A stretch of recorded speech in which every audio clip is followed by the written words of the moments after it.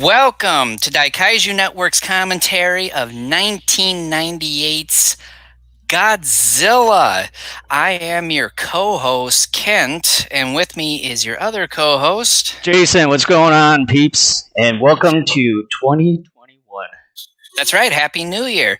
Oh, by the way, we got a special guest here, my son Lincoln. He's going to join us here for this commentary as well.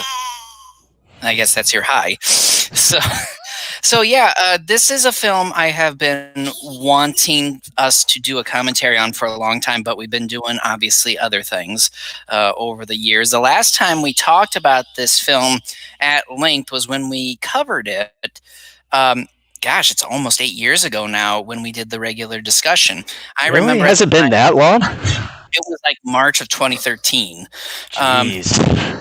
So I remember I gave it a 10 out of 10, and I believe, if I remember correctly, you gave it a 7 out of 10 during that discussion. I don't know. I would have to take a look.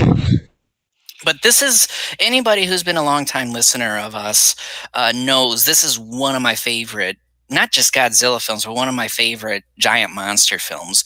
I'm not going to lie, part of it is nostalgia. This was my first Godzilla movie I saw in theaters. I was 13 at the time. Well, both of us, actually.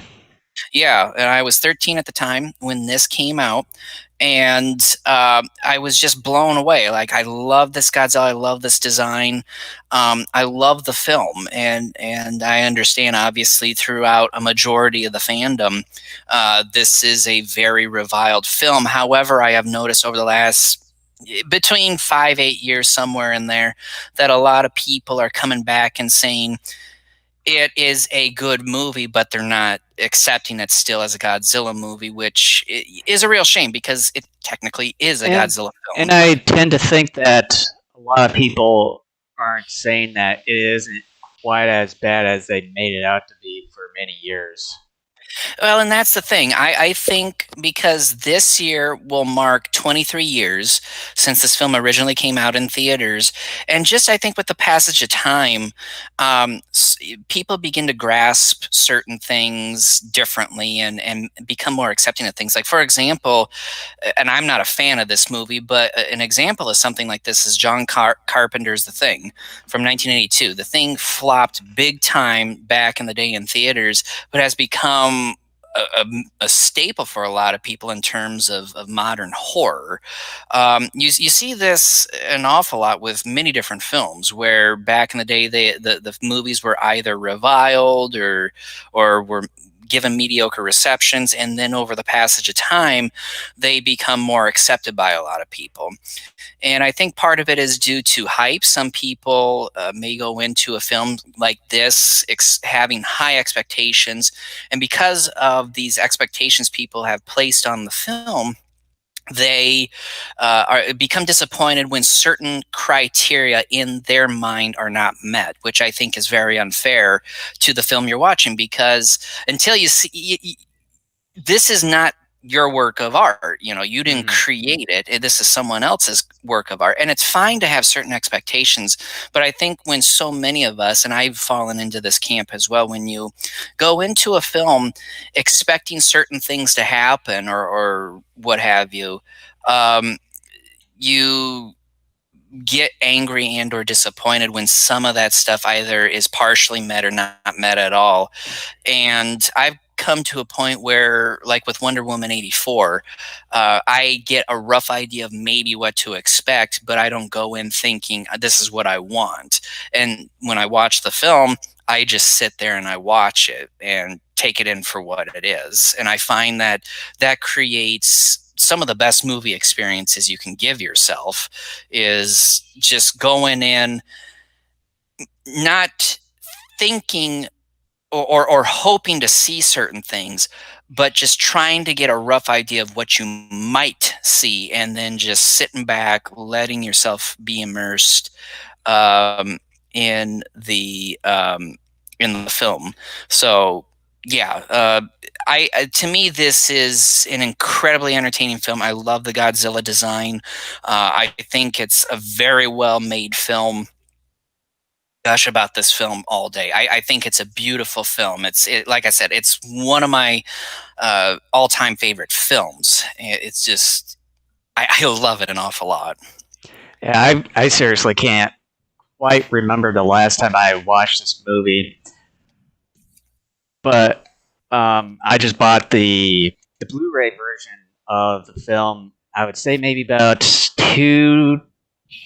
I would say maybe three, actually 3 to maybe 4 years ago, to be specific or broad. And I think that might have been the last time I actually watched uh, this movie. Was around that time period when I bought the movie.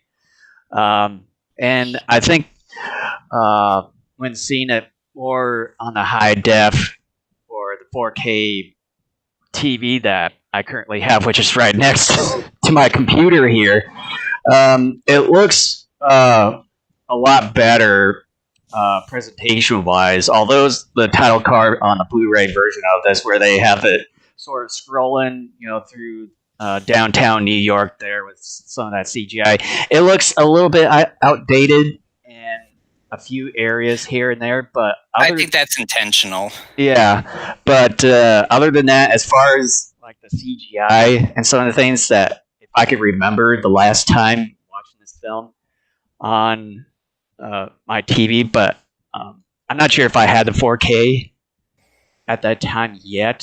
The last time I saw this movie, but it looked a lot. The CGI looked really good.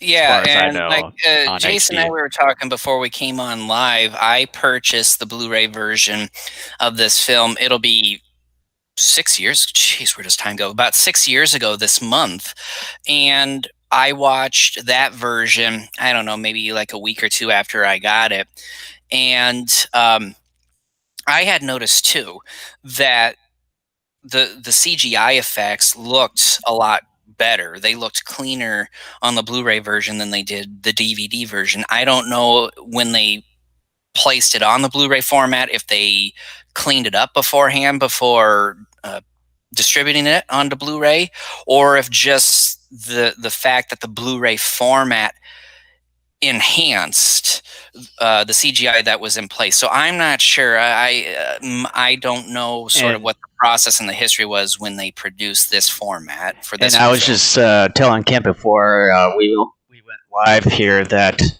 sometime down the road I was looking at getting the 4K version of this movie, and would like to see how that presentation looks on a 4K TV compared to some of the other versions that I've seen or have heard. Like just recently, they just Warner Brothers released the 4K version of the entire Lord of the Rings films onto 4K, and a lot of people are having a little bit of mixed feelings on it as far as presentation wise, because as far as transferring it to 4K, I think they use some kind of technique where it's sort of smooth some of the presentation or the film and everything, whereas it should have been where they said it should have had some graininess to it, to where you know that it was how like the actual footage and everything, how it was shot, and seeing it compared with the Blu-ray versions of those films with 4K, you can sort of tell the differences and how Well, the Blu-ray version looked sharper, whereas the 4K versions of those films seemed a little bit smooth and a tad bit not quite as sharp, but you can sort of barely tell. yeah, and I wished I could remember. Um, I wish I could remember um, what the technique was. I want to say it's telecine. In fact, now that I think about it, I think that's correct.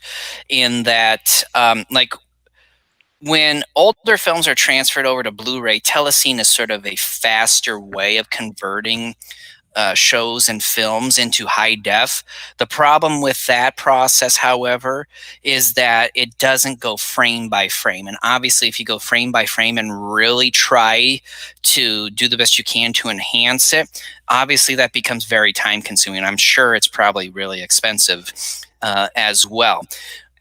And then I think it The just thing is, also sort of depends on how these films were shot, what kind of cameras that they used. exactly, I was just going to say that too. Like, when we did the Rocky films number of years ago, 4 or 5 years ago, I watched them on the Blu-ray version, and my understanding was, of course, with those, like a lot of older films that are converted into high def, it is done through the telecine process. So there's sort of a mark against that. But I could tell too, going through all of those films from Rocky 1 through 5, that there was a lot of grain in spots. Even my Twilight Zone, original Twilight Zone collection, which is on Blu-ray, you can easily see grain on it at points as well. Again, part of that is through the process of telecine, but then at the same time too, like you were saying, it is how they were shot. When you have inferior cameras shooting something and then you try to high def that, it's not going to look as great. And I remember talking to you when we did those Rocky films that I was really shocked at how grainy and sometimes shoddy the picture looked at various points. And I was so happy that I kept my DVD. I've come to a point where I think DVD is a better format, quite honestly, in my opinion, because you don't get, sure, like with a lot of the newer films, you're not going to get the sharper, colors and pictures, but the DVDs, especially with older stuff, it it doesn't bring that artifact and that snow and the grain and stuff in. And so I think with something like Lord of the Rings, once again, because, and I don't know where Hollywood is at, but my understanding is there aren't 4K cameras or something like that yet being used. If they are, I they're used sparingly. Well, I Um, know that Chris Nolan, he most of the time he does use the IMAX, which is more or less the 4K formats, or possibly even larger format, maybe 8K or possibly 16K for that matter. But I think with 4K now sort of in common now, and then you got 8K, which is coming in pretty fast. Uh, I tend to think that they're probably going to be getting more, if not, they probably at least have had 4K cameras for some time. Yeah, and I just think people need to curb expectations. But here's the thing, we've been at this thing for what, like almost 15 minutes now. Let's start getting into the commentary here. Like Jason, I'm using the Blu-ray version of this film. We are at the menu where it's got play movie selected. So Yep. anyone who's not familiar with how we do commentaries, I will count down and I will go 3, 2, 1, go. And when I say go, that's when you hit the select or play button on your player, and that's when we get started. So I'm going to unmute my TV here. Same here. Just want to make sure it doesn't get too loud. Darn kids. And all right, so are we ready? I am ready. All right, so 3, 2, 1, go. Oh shit, play movie. I didn't realize there was a sub menu there. I didn't realize that either. If I would have known that. All right, so I'm going to be transitioning over to the commentary cam here. So you want to see our ugly faces. All right, here we go. Warning! Attention. If you see like some of these movies, like at the very end, if you go like after the credits, for example, I think it was the Polar Express, and I watch this movie every Christmas night. And once it gets to the end, I think there's a shit ton. I kid you not, a shit ton of like these warnings or attention, like in different languages. I'm guessing like I would say at best or at least 20. 20 of them. They might have to do it by law. Yeah.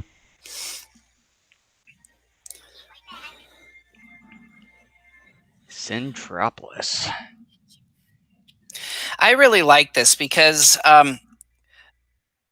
while they change sort of the origin of Godzilla for this film, how he becomes Godzilla more or less is the same thing. Nuclear explosions, exposure to nuclear radiation.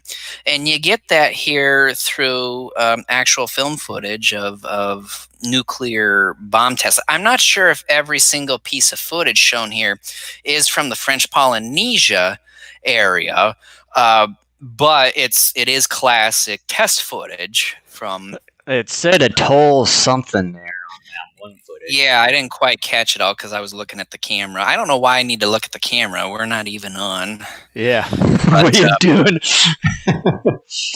Yeah, one of the things I wanted to do for our year-end episode was to talk about how this film really is so much more like a Godzilla film than what many people over the years have given it credit for. And I had told all of you on that episode that the reason why I didn't do it was because I had sort of forgotten the foundation of my thesis and argument for that. And since then, I still haven't figured it out.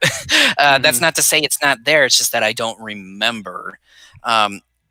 But this film, I will argue, and like I said, I don't remember the full argument, but I think just even here with this opening, it is so much more like a Godzilla movie than what so many people have given it credit for over the years. But at least there are some similarities between this movie and the 2014 as far as sort of the opening where they have it like in that South Pacific area using some of this footage in a way. I think the 2014 version used quite a bit less and then just, did their own recreation of the events and all that. Obviously, because showing Godzilla in it. Whereas this one is just using actual post World War II footage. And then some maybe film that they've sort of recreated. Yeah, the insert shots of the water dragons and iguanas and geckos on that island are insert shots, obviously. Mm-hmm. One of the things I want to talk about before we even forget is the amazing score for this film done by David Arnold. This is an incredible score.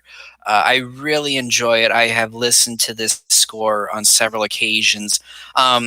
Scores are usually hit and miss as far as whether or not you can listen to them well enough as standalone music versus when they're in film.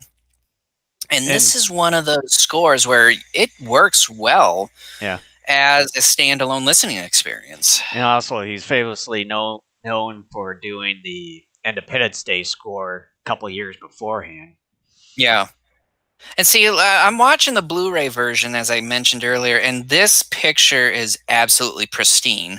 I think I even mentioned on a podcast a few years back that the Blu-ray version of this film, in my opinion, is probably one, if not the best presentation I have seen of a film that was not shot in HD, but they converted it fantastically into HD. Because like we were talking about earlier, how like with the Rocky films and a lot of these older films, you usually get some sort of grain or artifacts when they convert the film. That's not the case here. Like, if you watch this film and you didn't know much about the history of its production, you would assume it was shot in HD, and that's not the case. Mm-hmm. Right.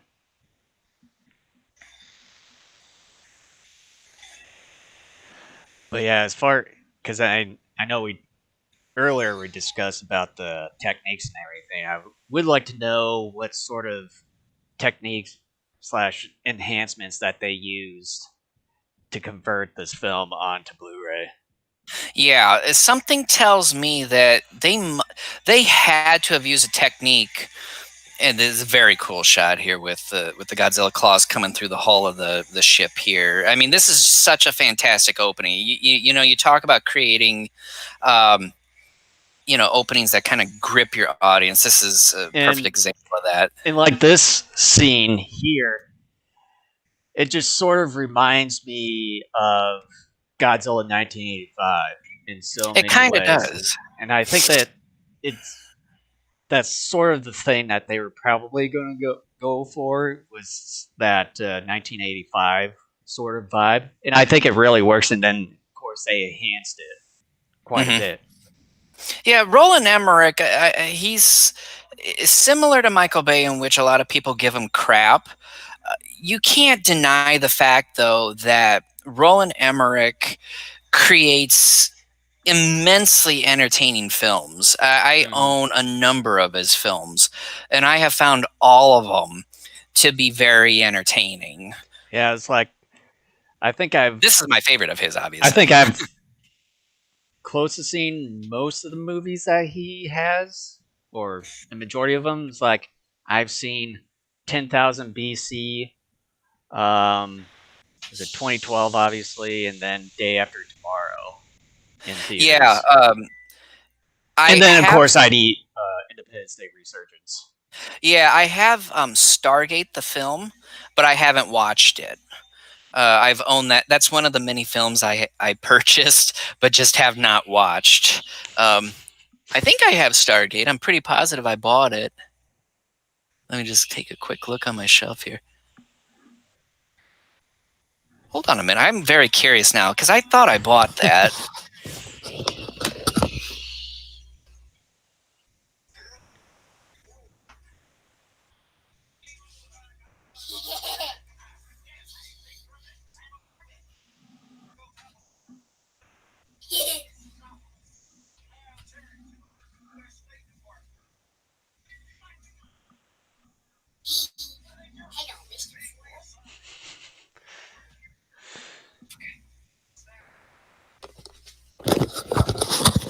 I do own Stargate.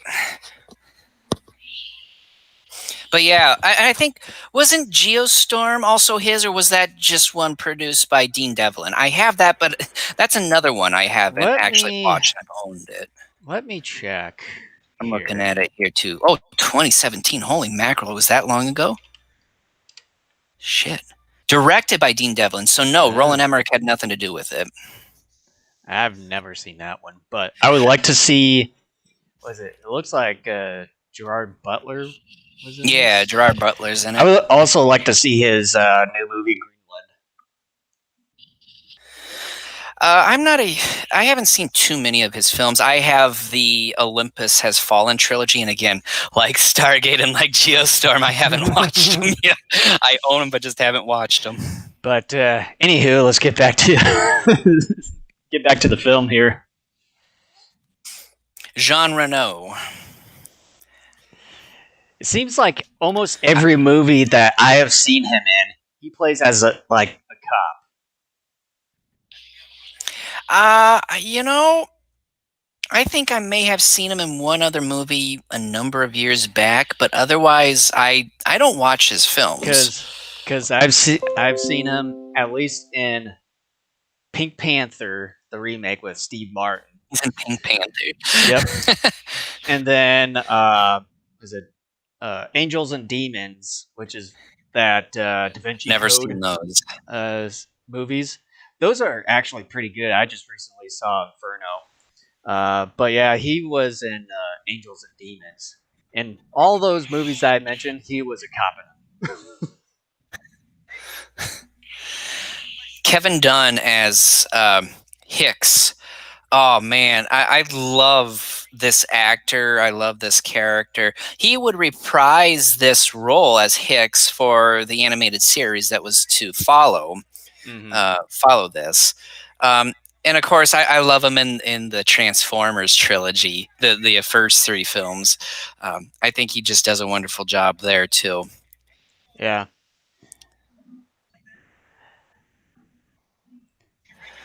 And for me, at least when it comes to Matthew Broderick in this film, I think for me at least, I think he did an okay job with it. I thought he did above average. I don't think it's necessarily excellent, but I thought he did well. Originally, I remember when the trailers for these were coming out, I thought Hank Azaria was going to be the star of the film, and found out that that wasn't true. But I think Matthew Broderick still does a pretty competent job here. I mean, And I've seen then far worse, but this isn't even average. I think this is above average. I think he does well here. and speaking of Hank Azaria, for me, I think he goes maybe a little too far with his role from time to time in this movie, but I think he There, does an okay job with it as well. there are some scenes I will say in this film where he could have done a better job with emoting. Um, Before I even forget, I might as well just bring it up. Like the one scene in which the tape he had in his tent that ends up getting broadcast on national TV, and the army brass is saying, you gave him the tape. They got pictures of you. And he's like, yeah, yeah. Like, I thought that was maybe his weakest moment in this film. Mm-hmm. Otherwise, I think he does a pretty good job. Yeah, I mean, you should with that scene that you just talked about. There should have been more emotion or reaction to that whole thing when it was broadcasted live, and that it shouldn't have been shown. It's like, what the are you doing? I'm gonna murder that broad. But yeah, like, I think that is the worst moment he had in the film. Mm-hmm.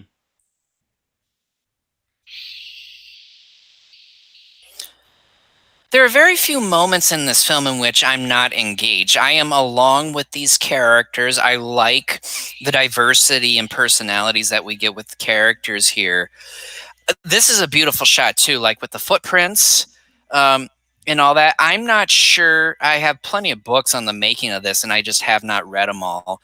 I'm not sure if those footprints were actually dug or if those were computer shots. Well, they would have to be dug, especially when like the cast members were in that hole there, and I think That one, yes, for sure, yeah. is real. But that overhead shot, I'm not sure. Well, with that one old church building that they shown there on that flyby, that would have had to been CGI at least, possibly. Possibly, yeah. I mean, I love this film. I am fully entertained and engaged the entire time I watch this. This is, I think, with credits, it's like a 2-hour, 19-minute film. The actual film itself is what, maybe 210 or something like that. It's They're not even seeing you, so why are you? I'm talking about when I'm Yes. It's a split screen for starters. Second of all, that's what people are actually seeing. They're not seeing us. They're seeing that. Yes, but that's Jason's desktop. That's what we can see, but this is what people are actually seeing. You'll understand. I forgot my train of thought, but But in this shot right here with this main news anchor that I forget her face. Maria Patillo, Yeah, Maria the Patillo. actress. This guy right here, he was an actual news anchor over in New York. I forget which station he anchored for. This is Harry Shearer. Hank Azaria, we'll see Nancy Cartwright for like a few seconds later. They are all Simpsons voice actors. Mm-hmm.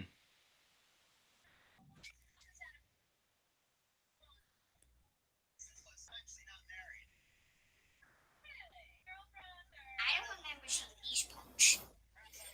I know you did see them. You just don't remember.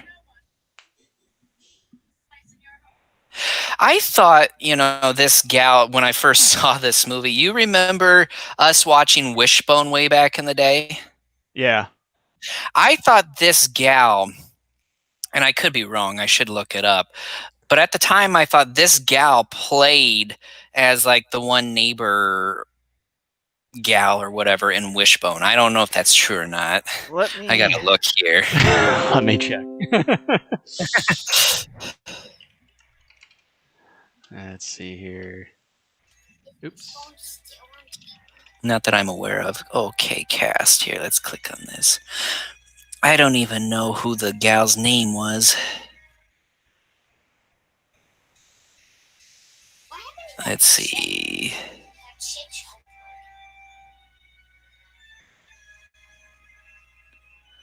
It's not that gal. There aren't a whole lot of links here.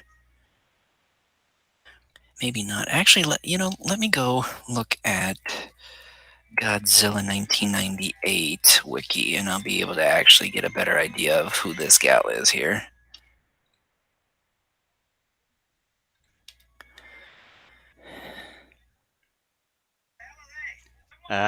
Vicki Lewis. Okay, Vicki Lewis. Okay, so let me see here. Television. Oh, she was in Home Improvement. Seinfeld. Rugrats. She was in Hercules. No, she was not in Wishbone. But I thought at the time she looked very much like that gal who was in Wishbone. Mm-hmm. You're getting everything today here, folks. You're getting Roland Emmerich and Dean Devlin filmography. You're getting, Wishbone and... Yeah, the last film appearance that she was in was back in 2016 here in Finding Dory. Huh.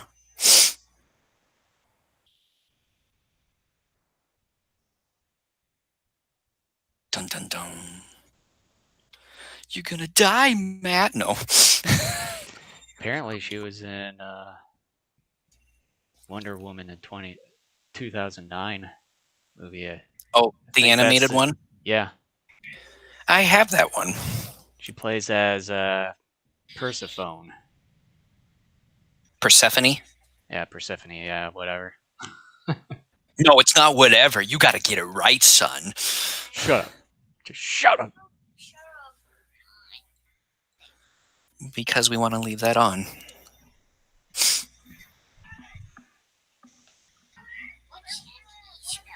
Me. We're having a spelling lesson over here. Oh, I suppose. This is one of the moments I remember very clearly seeing in theaters was the sinking of these, what was it, 2 or 3 fishing boats? I think it was 3. Because one of the things that I remember very clearly from this was not just because this is done very well, but as we'll see here in just a moment, one of the ships that ends up coming up out of the water after Godzilla has taken the fish, I thought was Godzilla coming out of the water initially. And then, obviously it was a boat. Mm-hmm.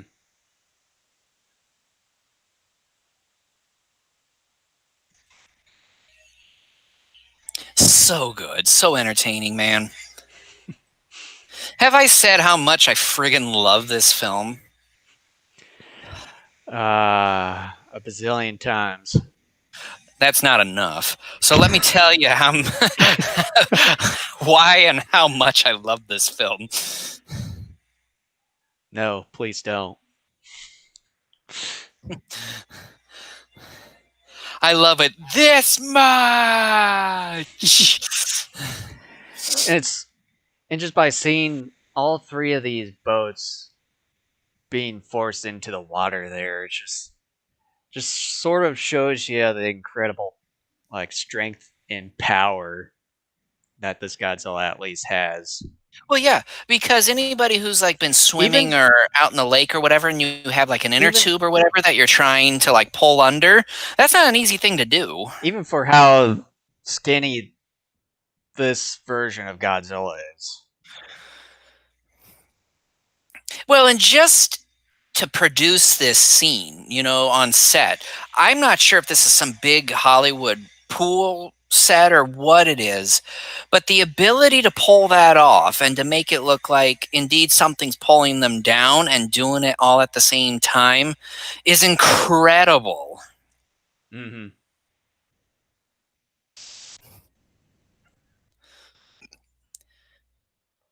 I don't even know how they would want to fly in a thunderstorm like that. Well, planes are pretty safe. It's just like your cars. Like if you get struck by lightning while in your car, you're actually pretty darn safe. But You're then with safer all in your the car, honestly, than you are in your house. but then with all the electricals and stuff in the airplane, and if that gets struck, Well, I mean, yeah, but it would have to be a pretty precise lightning strike to like take out an engine or something like that.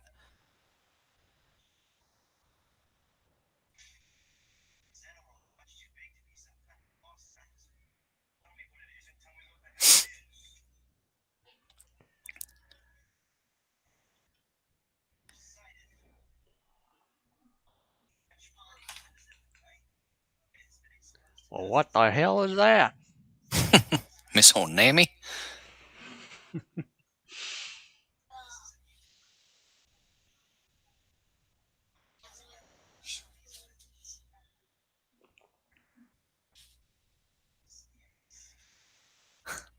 And that guy, too, who plays Mendel Craven, also would reprise his voice for the Craven character in the animated series. Mm-hmm. Speaking of that animated series, I can't. I also can't remember the last time I was watching that.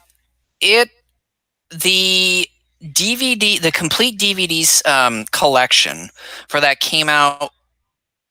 It was either 2012 or 2013. I want to say it was 2013, and I bought it, of course. And I later that year decided I'm going to go ahead and go through the series, and I did. I started in late 2013, wrapped it up in early 2014, and that was the last time I went through the entire series. I ended up going through the Monster Wars DVD. I still have that one. I believe I do. I went through that a couple of times, and I've seen bits and parts of other episodes over the years. Mm-hmm. But yeah, it's a fantastic series. I mean, that is also um, incredibly well done too. It's kind of funny though, you know, Hank Azaria, who does a lot of voice work, didn't reprise his character's role for that. Although the thing is, his character doesn't show up a whole lot in that series. Mm-hmm.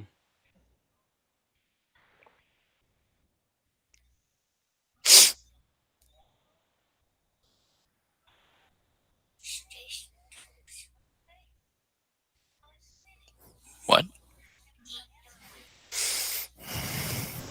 Golfo de San Miguel. I don't think that's right in Spanish. Let me look this up. Golf in Spanish. Oh, it is Golfo. Okay. It just seemed. It It looks. just.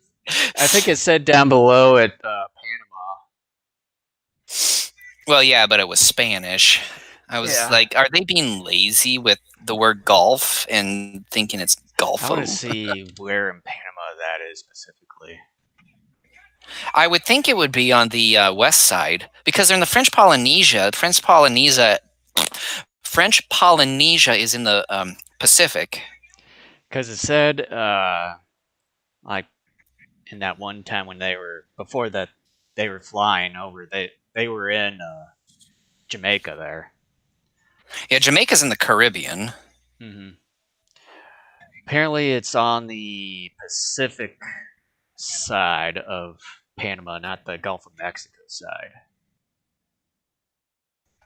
Well, yeah, they said Golfo de San Miguel, so the Gulf of San Miguel. Yeah, but that doesn't necessarily mean the whole thing. It can be like one small area, like Tokyo Bay or Gulf of whatever, like Gulf of Panama. But yeah, it's from what I'm seeing here, it's sort of near the Panama-Colombia border there. where basically all the roads and everything stop short of the North American South American border, because I think from what I've heard that there's a lot of violent stuff going on in that area.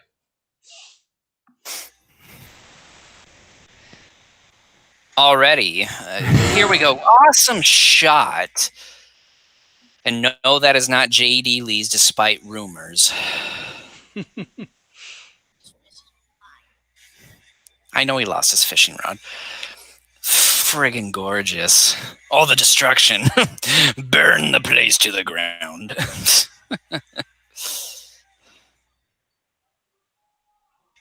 So here we are. We're not even 30 minutes in, and we're already getting Godzilla making landfall.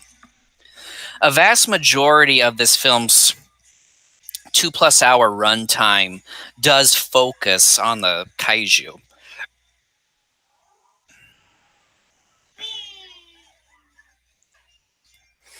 That right there is a practical. I would like to have seen how the whole teeth biting thing into that semi truck looked like behind the scenes.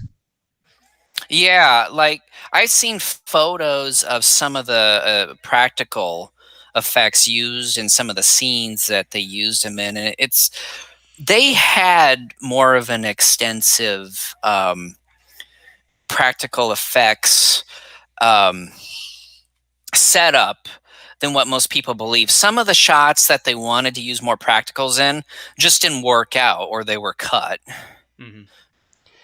And also, and see, all these cars too, every single one of them has some sort of a device underneath them that makes them hop in synchronization. And also, when it comes to these Roland Emmerich films, he tends to use sort of mock versions of, was it Roger and Ebert?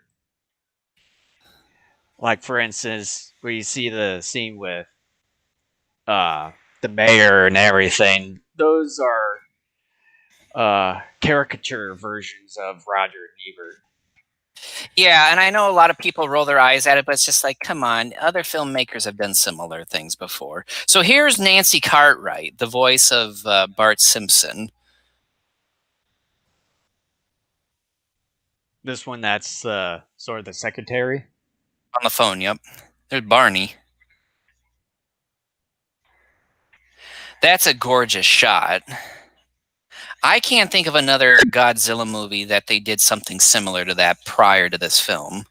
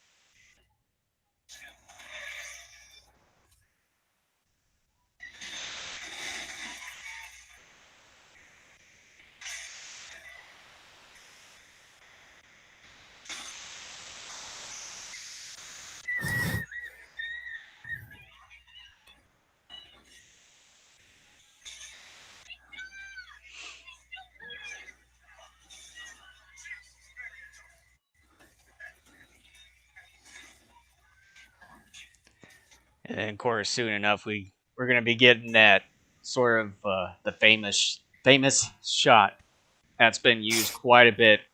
A lot of those trailers, yeah. In the trailers many years ago. Get back here, you retard.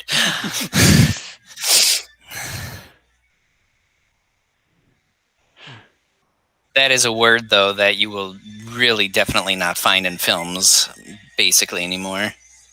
Because everything's just... And PC. for good reason, too.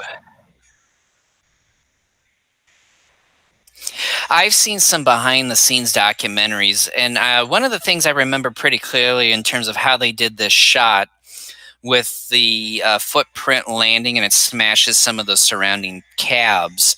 And it's just so amazing how these movie makers are able to do something where, like, what they ended up using were several beams, and with precise, with just absolute precision, drop them to a point where they landed on the cabs all at the same time to smash them, obviously, because they're supposed to represent a giant foot coming down on them. And then obviously using the CGI to match that. I mean, just the meticulousness and the work that goes into just creating some of these shots. In a shot that only lasted for what, maybe second and a half or whatever. Maybe.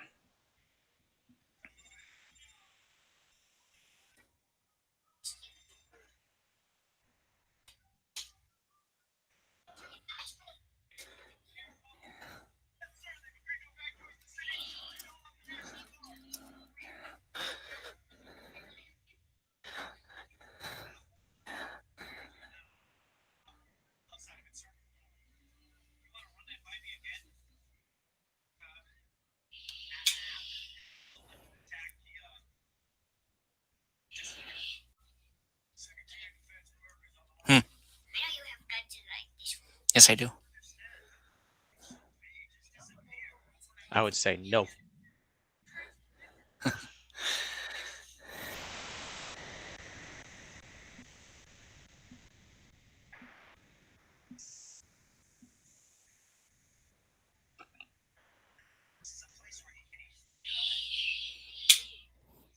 And I like that about this Godzilla, that this Godzilla doesn't try, to be the big hulking massive invincibility that we tend to get in, like, just about every other Godzilla film. I like the fact that this Godzilla tends to be more cunning, to be more animalistic, to um, ambush enemies.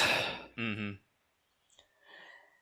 And like a lot of people, even us, we tend to say it'd just be nice to you know, have something new with the whole franchise. And this is initially one of those things that we get out of this movie is something Mhm. new. And for me, that's a different version of Godzilla, like a different form, like different sort of intelligence in a way Mhm. where it can, slip away without even being noticed.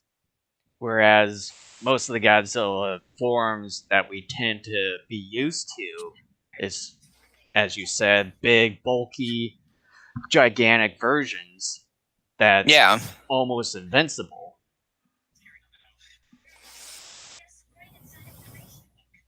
Yeah, I mean, why do you want to necessarily see the same thing over and over again? I mean, it's one thing to have like a trilogy, or a series, which is fine. Like, I enjoy the MonsterVerse coming out of Legendary and Warner Brothers, but I can see myself over time. Like, if they kept making them for, let's say, the next 20, 30 years, I could see myself getting a little tired of that over time. And it's nice to have something different. And I've talked about this ad nauseum on the podcast before too, where anybody who knows anything about comics knows that Batman, Superman, Wonder Woman, many of these heroes who have been around for decades have undergone major changes in their characters and their stories.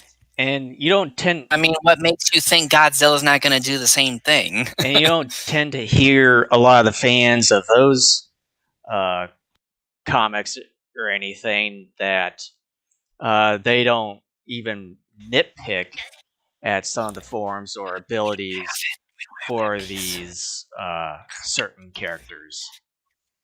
Yeah, and that's one of the things that I love about the anime trilogy is that the anime trilogy, in many areas, yes, is similar to what we've seen before in the Godzilla franchise. A hulking, virtually invincible Godzilla for the most part.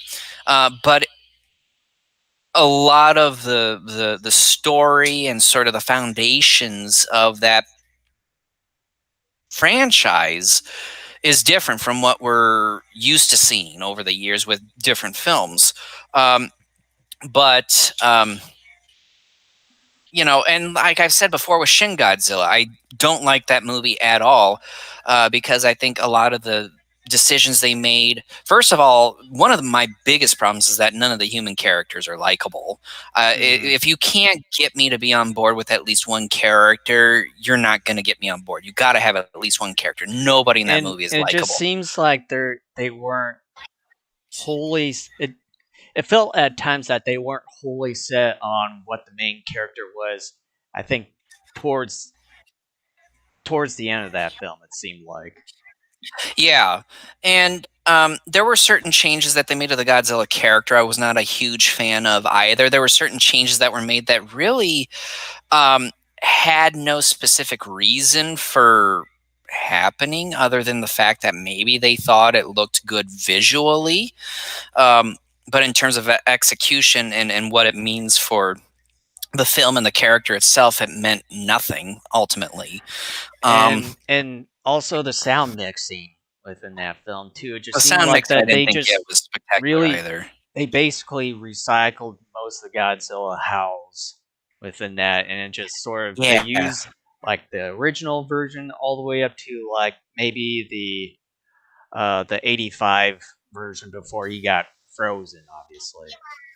Yeah, and I'm fine with that, but you need to update them because it was very apparent and with some of the musical choices they made and with some And of those cries that it was the original source material. You need yeah, to upgrade it. and it just felt really out of place with the like the whole entire environment in the film itself.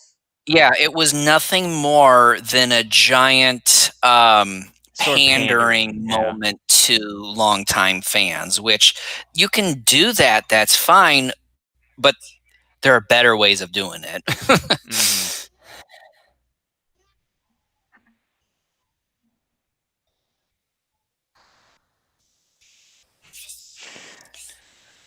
I sort of like the little joke where they had that French roast coffee thing.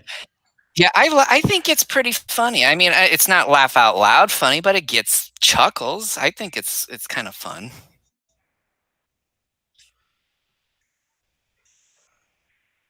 Michael Lerner, who plays Mayor Ebert, I think he does well here.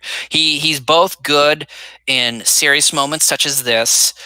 He's also good as being that kind of scummy politician like we saw earlier before Godzilla came down. Was it Wall Street there? I think it was. Yeah. Um, and then well, kind of like there, and then as we'll see at various other points during the movie for comedic moments as well. Hmm.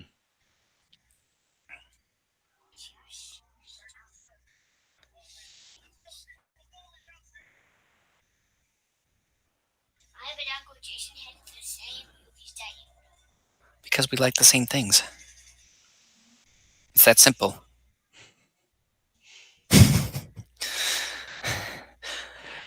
Tell him He what. told me he's been telling me since Christmas. Next year, I want a Beast Man.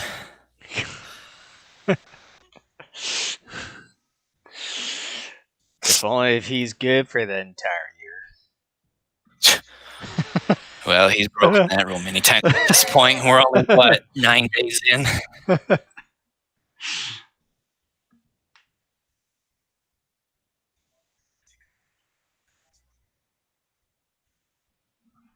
and I love the fact too that this Godzilla burrows. Hmm. Gives him another ability that is not only realistically animal-like, but just it's just kind of another ace up his sleeve. I just like that.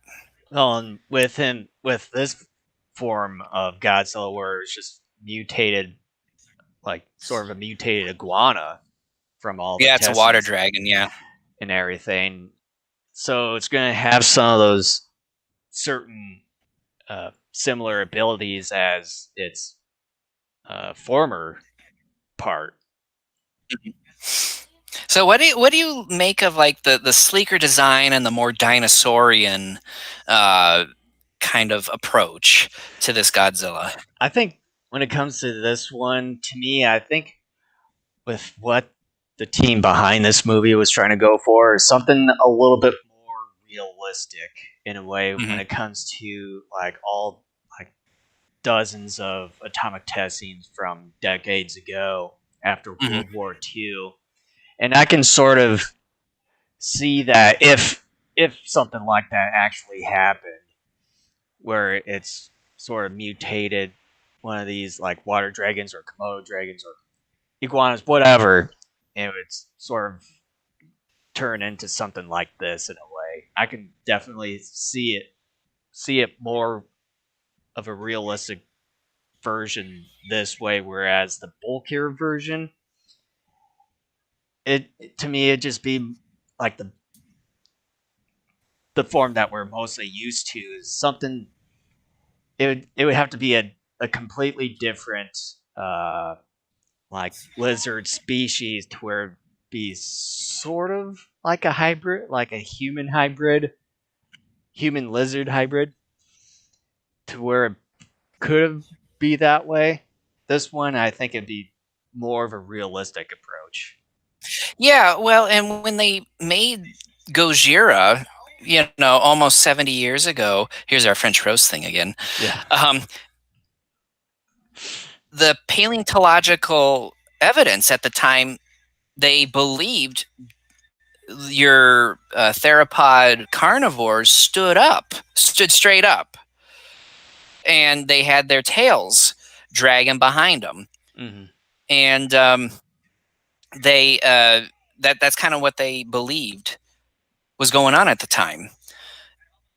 Now, obviously, they believe that dinosaurs, the theropods, were more down and kind of parallel to the ground.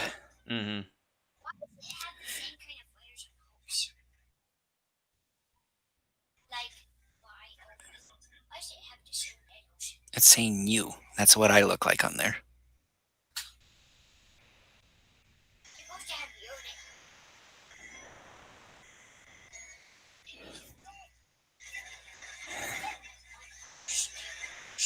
Fish? Oh gosh, that's a lot. Mm. Fishy.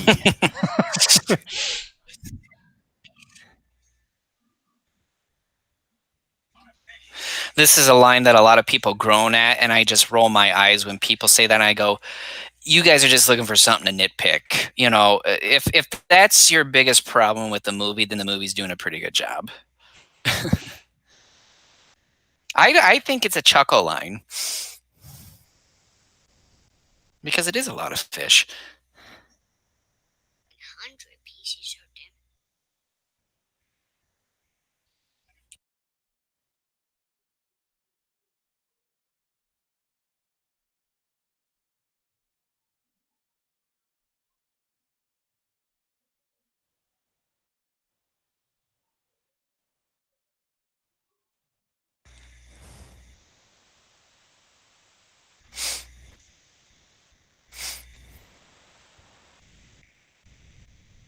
And we're approaching 45 minutes here, and we're going to get our first military engagement with Godzilla here. And again, unlike some movies where some fans dislike the fact that you're waiting a long time for the kaiju action to take place, this movie I find is decently paced, where every 20 or so minutes you're getting full-blown Godzilla action. and I think you know and I think that this movie is sort of balanced where it has, of course, at the beginning the steady area, and then of course you get some of the action, and then levels down, sort of like a kind of like a nice balanced roller coaster in a way. mhm. And basically, you're not really taken out of the movie at any certain point whatsoever. It's like you're basically immersed in it throughout the Yeah. entire way.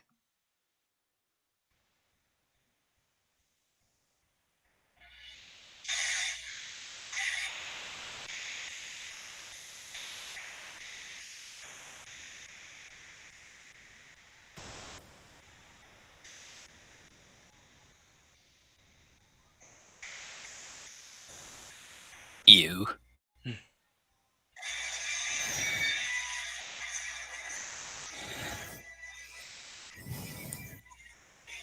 Oh, that could have been bad.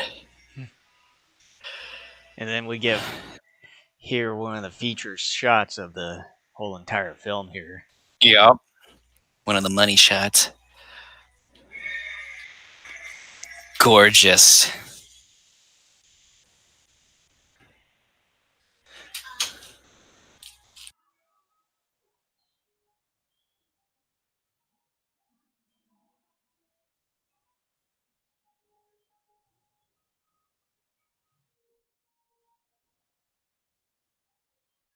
And like the music here, I really like how the music is inserted for this shot. I do too. Yeah. I love the fact that it does. I mean, you get Ifukube, which of course celebrates the grandeur and the power of the monster, but here it portrays Godzilla as a wondrous thing of nature, something to not only behold, but something that is beautiful as well. Mm-hmm.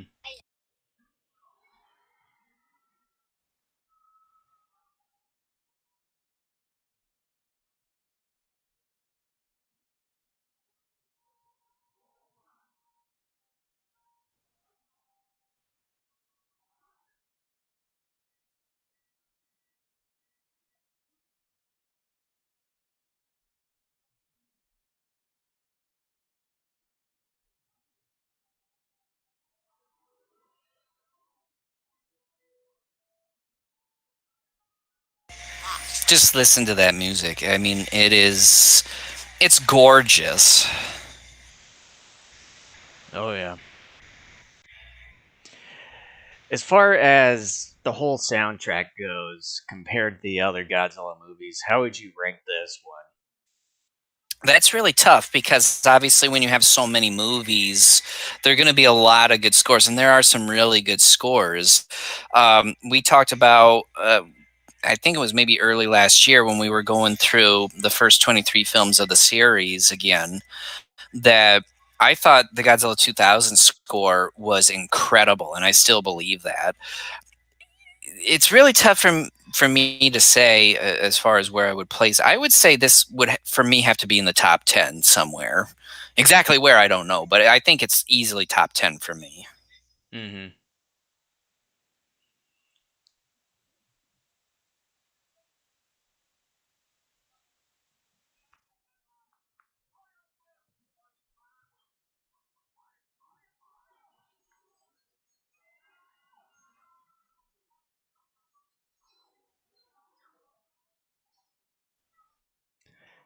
With that building blow up, I think that's maybe a loft or something. I would like to know if there were actual people in that. Well, as we saw earlier, they were really trying to evacuate New York and I think part of New Jersey as well. I mean, most people, by and large, at least in this Manhattan area, according to the film, are gone. Mm-hmm. And yes, folks, that is actual fire. You see it coming right out of his mouth. End of discussion. That is fire. This Godzilla breathes fire.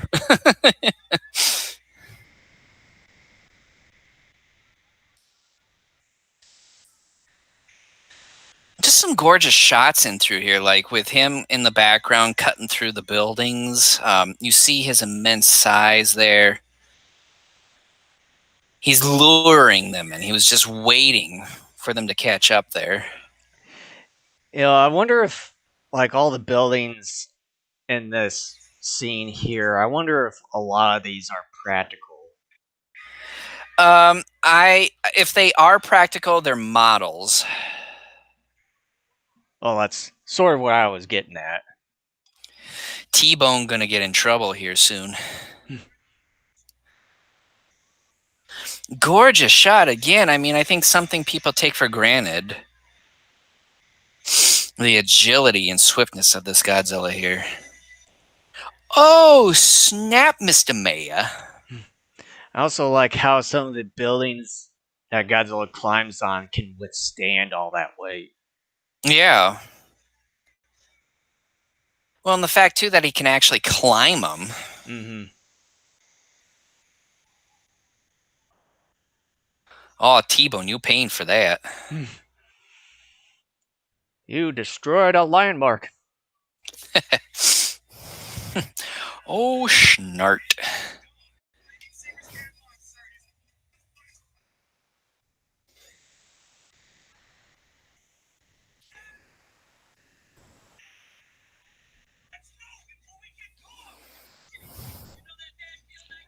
I also like how they add in it came from beneath the sea there. Yeah. That was on the TV God, there. so it's just kind of like, don't steal, guys.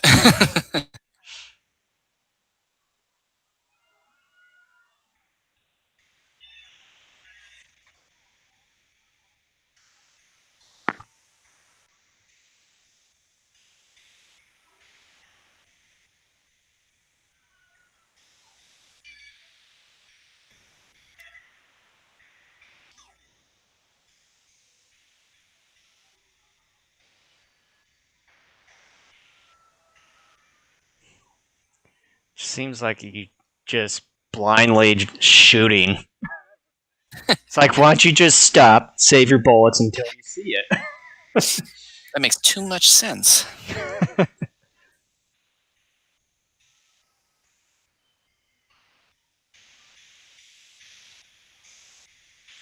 I also like how he just creates a diversion. Like, punch Exactly, yeah. there. You think you got me? Oh, you got me. Oh, I'm dying. I'm dying.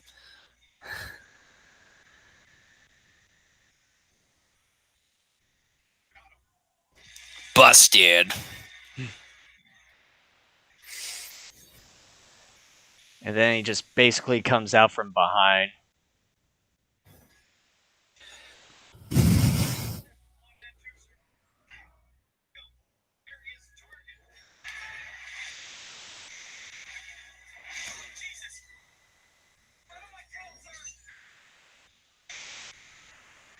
And then now he's on the offensive here. Exactly, yep.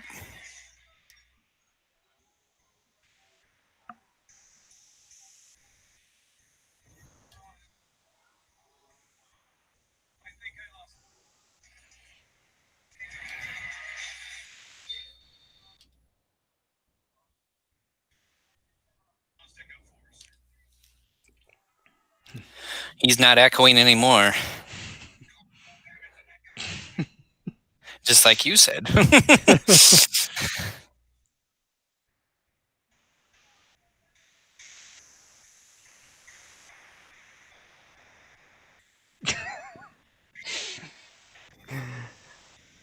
I don't want any kisses. Leave me alone.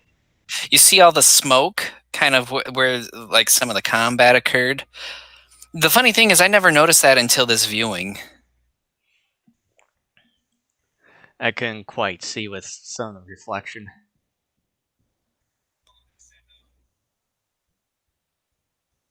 Does it bother you that this Godzilla doesn't have the invincibility that we're accustomed to seeing?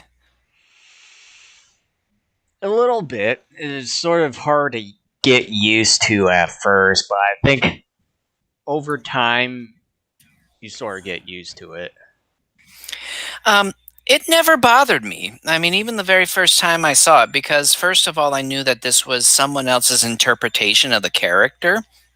They were wanting to do something different than what had been done before, and this was sort of their vision of what they wanted the character to be. And I think, though, too, it just I think it makes you feel for the character more, especially later. And with the fact that this particular Godzilla is so fast and agile that in a way it's able to protect itself even from that. And the fact too, this Godzilla, as we saw during this initial assault from the military, and even later when it is eventually killed, it can take a quite a beating. Mm-hmm. Well, like with that chase scene there, where the helicopters were shooting their machine guns at Godzilla, where you see some of the bullets and stuff going straight at him, didn't really affect him as much. Right, yeah. And those are some pretty powerful bullets. I mean, those are I think Apache copters, if I'm not I think it was mistaken. 50 cal, maybe. I I mean, don't know, or a if, bigger if caliber. it's 50 cal, 50 cal can tear a person in half. Yeah, I don't know if it's a higher caliber or what. I'm not Yeah, too I'm not sure sure either, exactly. but all I know is that they are powerful. Mm-hmm.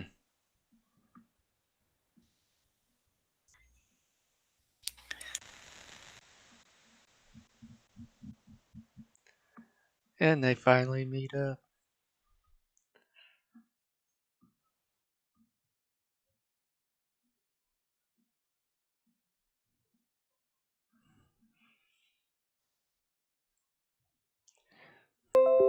And like sort of a long time with Audrey here. I sort of had a little crush with her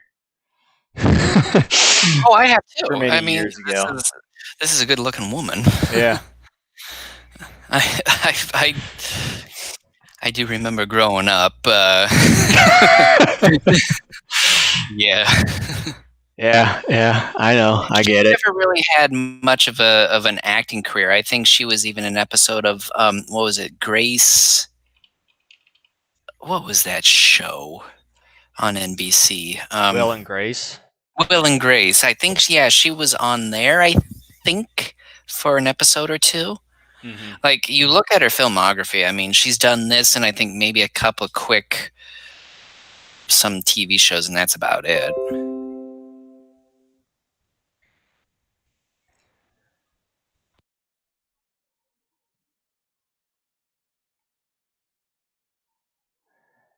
Yeah, basically, her last film appearance was in 2000, called Dirk and Betty, and she was Betty in that one. Oh, never heard of it. And between that movie and this movie, she was in a film called After Sex. Believe me, that one I do remember because years ago I was looking for stuff. And however, in her TV appearance, the last time she was last seen was in 2008, called Big Shots. And apparently she was in an episode of Friends in 2003. And she was in that Ally McBeal show too.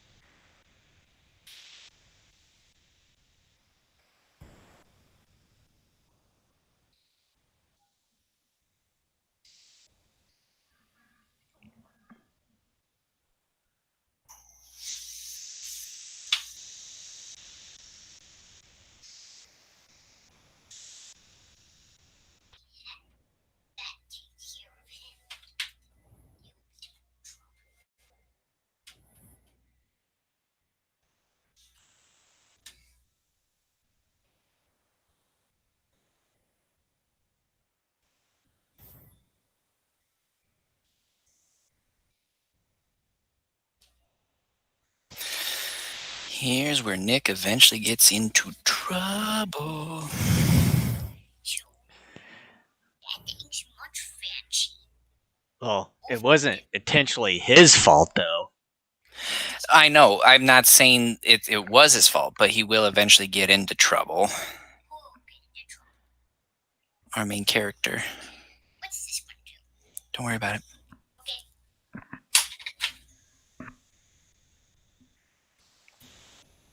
Careful there.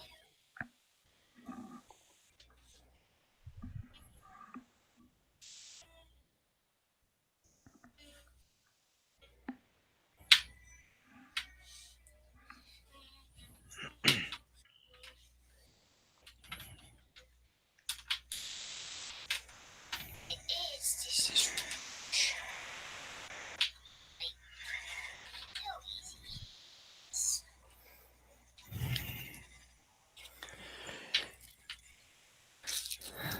You know, I sort of like when it comes to that scene with the top secret, quote unquote, video and everything. I'm just like, I mean, when Godzilla came into New York there for the first time, you had, of course, citizens and everything that came into contact with Godzilla already know about it, and then they would question how long has this thing been on Earth, or where has it been until now?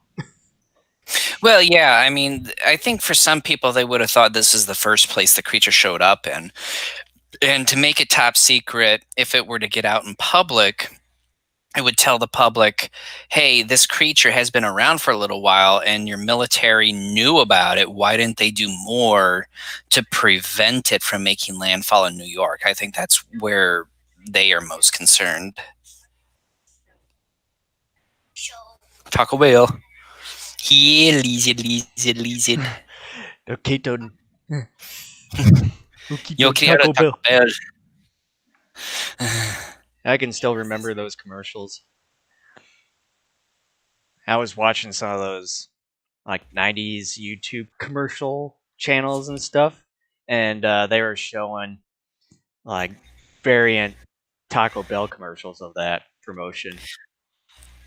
One thing I wanted to talk about initially when we opened up this film, and I'm surprised I forgot about it, and it would be awful of us if we didn't talk about it at all. The marketing campaign for this film. Oh yeah, it was just ridiculous. I still remember New Year's Eve 1997, and they did this perfectly where I think, and we were living in the Central Time Zone, and I can't remember if at the time it was getting close to like 10 o'clock Central Time or what it was, but they timed it to where it was like the ball was dropping. And we And then thought you hear- that they were already doing it. It was like, what the hell? and we're just like, wait a minute, what's going on? And then, you hear boom, and people are kind of like, huh? And like boom, and we're like, wait a minute, that's not good. Like, are these bombs? Like, what's going on here? And then the tail comes by, slaps the ball off, and then it's like 1998, the year of Godzilla. And then we're just and then looked at each other like, ah! yeah, you and I would just like looked at each other for the like at the same time. We were just like, holy shit! Like, there's a Godzilla movie, Mom, Dad, a Godzilla movie. We're gonna go see it next year. And then that was also in '98, the same year when we came up here to the Twin Cities for a vacation for the first time. And I can still remember when we went to Mall of America for the first time here. Oh We yeah, just went all the all over merchandising. all over the place. Even some of the toys and video stores just found literally tons of everything Godzilla related. Yeah, I mean, this was during a time in which typically you had like maybe one or two films that were considered kind of the big summer blockbuster films, and this was one of them. And Star Wars Episode 1 a year later would do something similar, but it wasn't quite as extensive as what they did with Godzilla. The marketing and the merchandising campaign for this film is unlike anything I have ever seen before or since. And like I said, Star Wars Episode 1 a year later came pretty close. And of course, since then, obviously there's been a ton of Star Wars merchandise. But even then, in terms of just marketing, Episode 1 was nothing like what they did here for Godzilla. I mean, this was one of the, not just one of the biggest and broadest marketing campaigns ever. It was one of the smartest marketing campaigns And ever. I as probably would well. have to say, out of all the Godzilla films in existence, the '98 version, I would say light years the biggest marketing campaign, even compared to the 2019 and the 2014 films. Well, yeah, and part of that is because since like late 90s, early 2000s, the summer has come to a point where it's not just maybe one or two movies that are the focal point of the season. You're having multiple movies that are the focal point. Part of that, I think, is the result of the big superhero boom we've been going through. You're going to experience multiple superhero films typically over the course of a summer, and not just that, but just bigger summer blockbuster type films in general. Like you'll get like maybe one or two films in June, another one or two films in July, and another one or two films in August, you know. Oh, so yeah, sadly, here's the unfortunate. Scene that we talked about earlier about being the weakest. Yeah, it's that's the pretty unfortunate.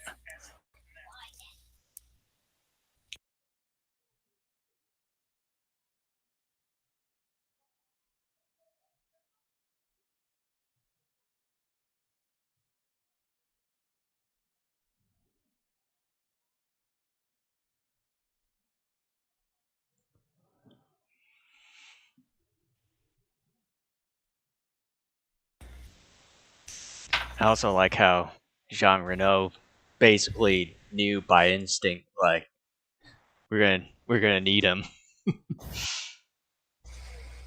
Well, and you know he's the kind of oh, I don't think it's the French Foreign Legion. Kind of a black ops sort of guy, you know, spying and bugging and all that stuff. You know, I mean, this is part of his job is to know this stuff. Mm-hmm.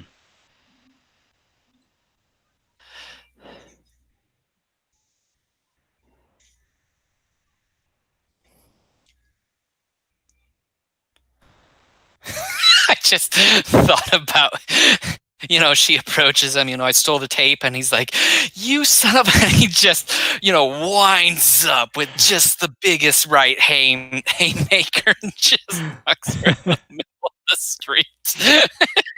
And you just hear this as she hits the street. Oh God. It'll come up, son.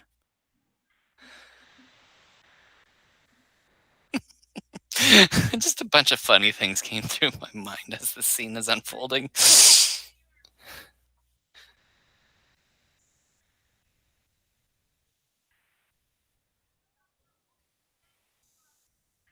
I'm just thinking of stupid stuff. Beautiful, again, pristine picture. I mean, it's just amazing how they transferred this over to high def. And also, you know, when we were talking about the marketing here, like when we discussed that whole New Year's Eve thing, you remember that one commercial where they had at the museum Yeah. where they had, I think, the curator with children and I think some of the adults there that they were going seeing this T-Rex, and then all of a sudden you see this huge foot smashing the T-Rex. Yeah, the tour guide says something to the effect of, "And Tyrannosaurus Rex, the largest carnivore ever known," which is not true, by the way. And you know, T-Rex was the most fearsome dinosaur to have ever lived, and then boom, boom, smash, crunch. Yeah, and I was just reading up here, and apparently that teaser was budgeted at $600,000.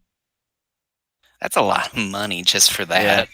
And then the Taco Bell marketing for this film. Uh, all that was 20 million.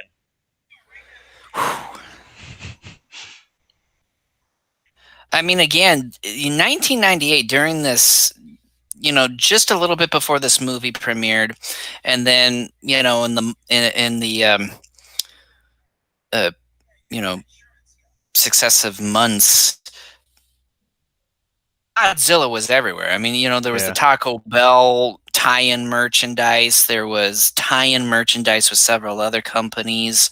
Godzilla toys, Godzilla T-shirts, and remote control stuff, and cushy balls, and buttons, and pins. I mean, just about anything you can imagine. Fruit snacks. I remember Oh, us yeah. having Godzilla fruit snacks. Mhm.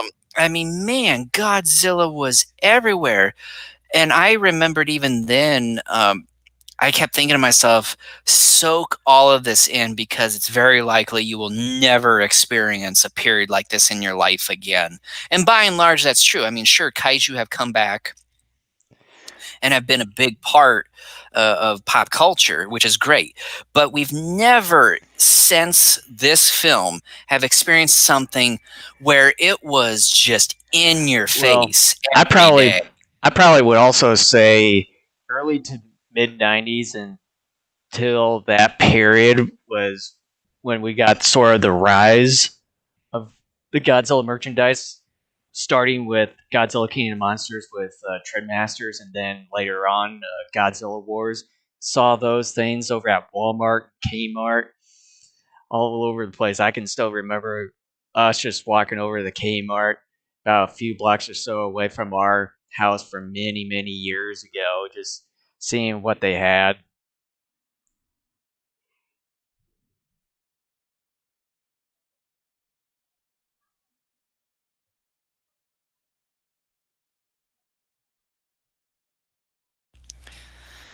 But yeah, I mean, it was just phenomenal. And I still remember like Toys R Us after we had moved. Godzilla Wars by that point, the Trendmasters second Godzilla toy line came out, and they would have this large section in this one aisle devoted to Godzilla, King of the Monsters, and Godzilla Wars, and just phenomenal. And then that ridiculous Tarzan toy line Oh came out, yeah, I gradually can remember started that. taking over, and we would go there, and you and I are like, "Why is this dumb Tarzan stuff there? Like, it's on Yeah, sale, and no one's buying it. And people are buying Godzilla stuff. Look, but no one's buying stupid Tarzan." it just seemed like that they were just trying to put that toy line in your face. It looked like it. Well, I think the company, and I forget who even made that, but I think obviously they were pumping stuff out like crazy. I think there was even a brief cartoon series on that I Tarzan. think It was sort of like Beast Wars, where it was like computer animation, I think. I think so, if I can remember.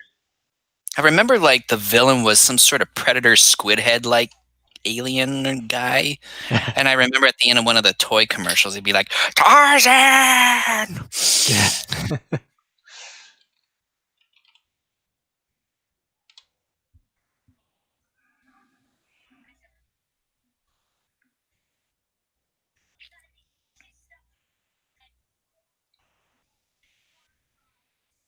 I like the fact that what comes up from Victor Pilati earlier in the movie, telling Audrey to, have some cojones, ends up playing out. Because a lot of times you bring something like that up, it never really is played out or pans out.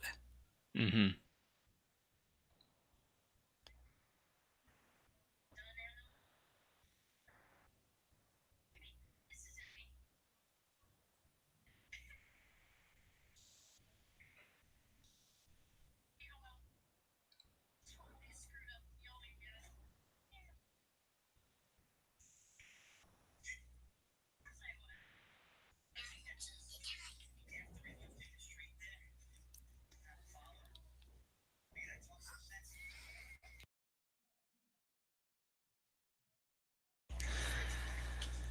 French wackos.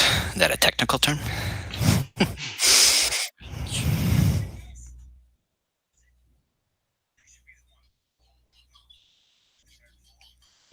Apparently, the earliest Tarzan film ever to be made was back in 1918.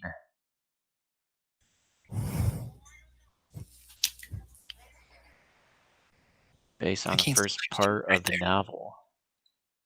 Yeah, Edgar Rice Burroughs was the author who he wrote. I forget how many novels, but he wrote a fair amount of Tarzan novels. Yeah, apparently it looked like that they did all the sequels. It's like the first one was Tarzan the Apes, based on the first part of the novel, Romance of Tarzan in the same year, and then Revenge of Tarzan, based on the first part of the Return of Tarzan novel.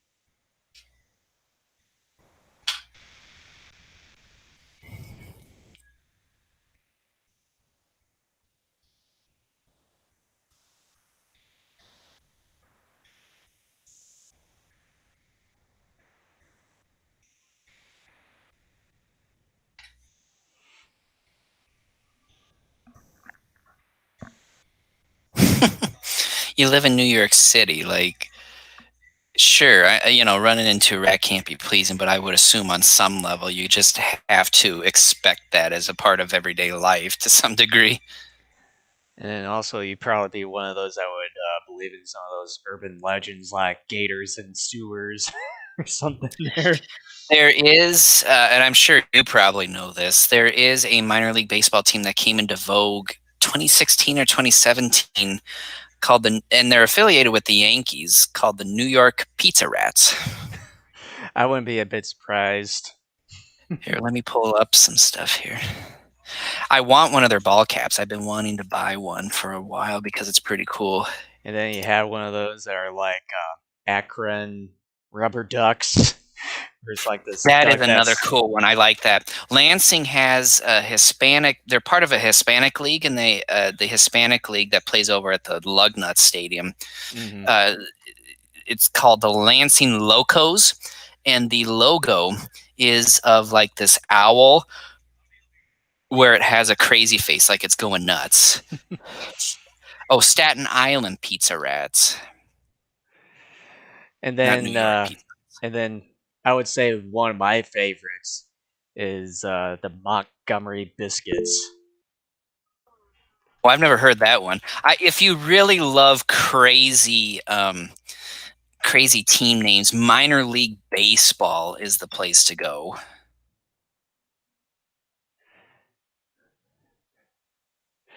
Like when you go on the website here, it sort of looks like you're at a pizza restaurant website. I know. It's so great. It's one of the things I love. And then there's one with the Lansing Locos. I just said Spanish Baseball League. Oh yeah. And then I like how they have the Lansing Lugnut merchandise above.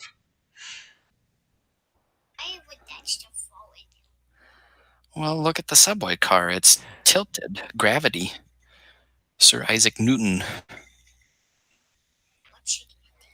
What do you think? Do you think some sort of monster? Okay. What, or is it a pizza rat?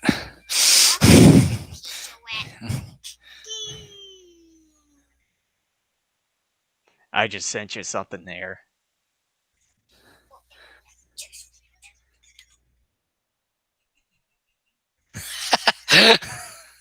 What is this here? It's an alpaca. Smoking a joint? Is that it? Oh, I like. There's one. Was it with the leopard or something with some sort of billy club or whatever? Oh yeah. Flying squirrel.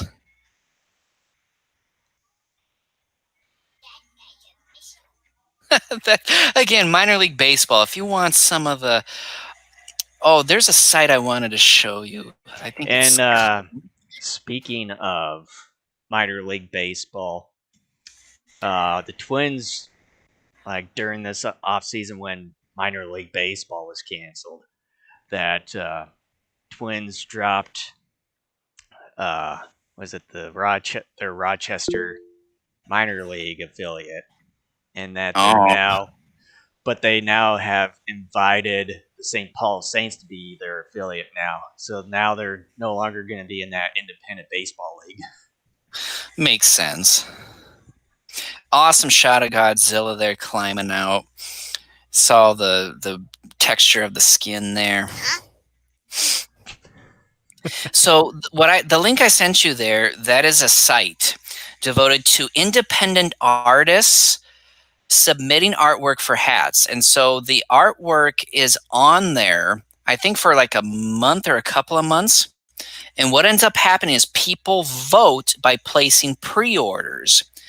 And the design that gets the most pre-orders, they actually turn that into a hat, and the other pre-orders people make, they're refunded. So it's a vote by pre-order. So they actually make some of that stuff depending upon how many pre-orders they get. And these are all limited editions. Like they make them for however many pre-orders, and I think they sell them for a short period of time after that, and then that is that. That's pretty dope. Yeah, it is cool.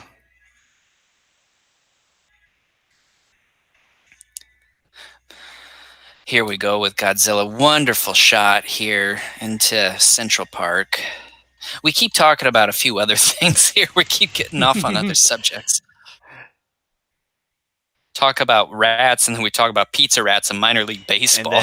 And then with the whole Twins and Saints thing, that Saints are now going to be in the Triple A's, just like the Iowa Cubs. Oh, that's not bad. It's not I like this shot here. You get Godzilla in all of his glory. He's checking things out here. You see the texture of his skin.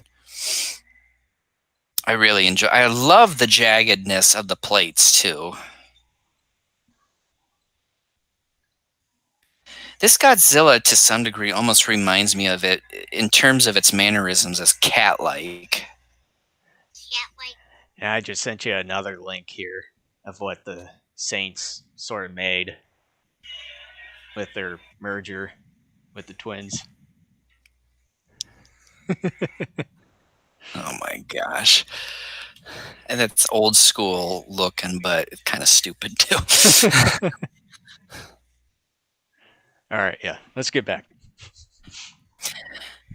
I remember the part we just missed. It was like maybe 30 seconds ago where Godzilla kind of went, ooh, he kind of had that low pitched growl. I remember, this is another shot I remember clear as day sitting in theaters where when that low pitched growl occurred, the theater shook a little bit because of the bass. It was, I remember that clear as day. Mm-hmm. I also liked hear how Godzilla knew with how everything was set up that he knew that something was going to happen there. Yeah.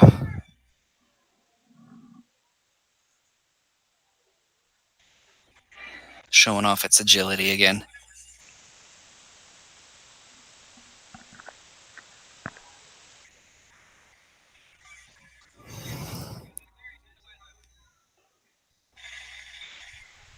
See, look, they're shooting all that stuff. Sure, it's dodging some of it, but it's still getting hit. I mean, this Godzilla can still take a punishment. Yep. Whoa, No doubt. And that is an awesome shot. I like that part. So cool. I would like It's George Washington Duke from Rocky V.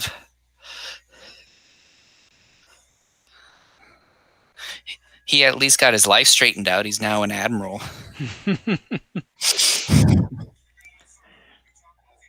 Now I just realized that. I like how they make Godzilla swim. Of course, it's based off of Water Dragon, but still, this was really the first time we saw Godzilla swim. Now, yes, in Godzilla vs. Biollani, we saw, I think, 2 underwater scenes. But what it was, when you look closely, it was just like a Godzilla figure or something like that going through the water. Like, there wasn't any swimming physical motion to it. It was like a stiff marionette or something to that effect that they brought along through the water. Yeah. For those 2 scenes. Here we're actually seeing it swim. Yeah, it's also pretty interesting that all the American versions of the Godzilla films, like this one and the 2019 film, that they were the first ones to actually at least show him, like with this one, show him swimming for the first time underwater. Mm-hmm. And then with 2019 showing like his home, like his home Yeah. base. Well, I mean, you could argue with Toho Monster Island and all that. Yeah. Yeah, it can go either way.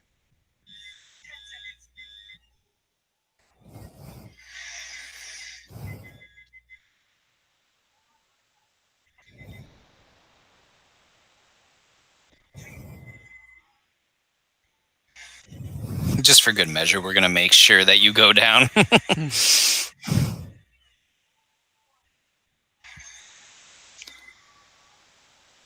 Kaboom. It's like the whole water had a volcano under it. Yeah, kind of. Just have him watch the movie Volcano.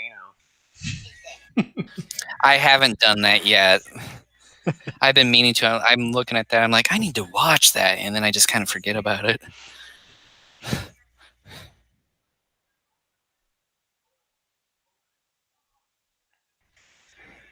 Oh, the 90s. 90s were a good time. They were. Although that's easy for us to say because we were kids growing up. Although from an economic standpoint, too, it was a wonderful time. So even the adults were doing pretty well. Oh, He's trying to burrow. He's trying to escape. Can you get off that, please? It's kind of like limiting me as I move here. What's Limiting. What's that one? It's not giving me many options. I remember, no joke, I was tearing up at this moment in the theaters. I'm like, no. And then after a bit, I'm thinking, I'm like, no, like, they can't be doing that. Like, not so soon. Basically knocked unconscious. It's kind of like a deep sleep almost, I guess, but you're not sleeping. It's hard to explain.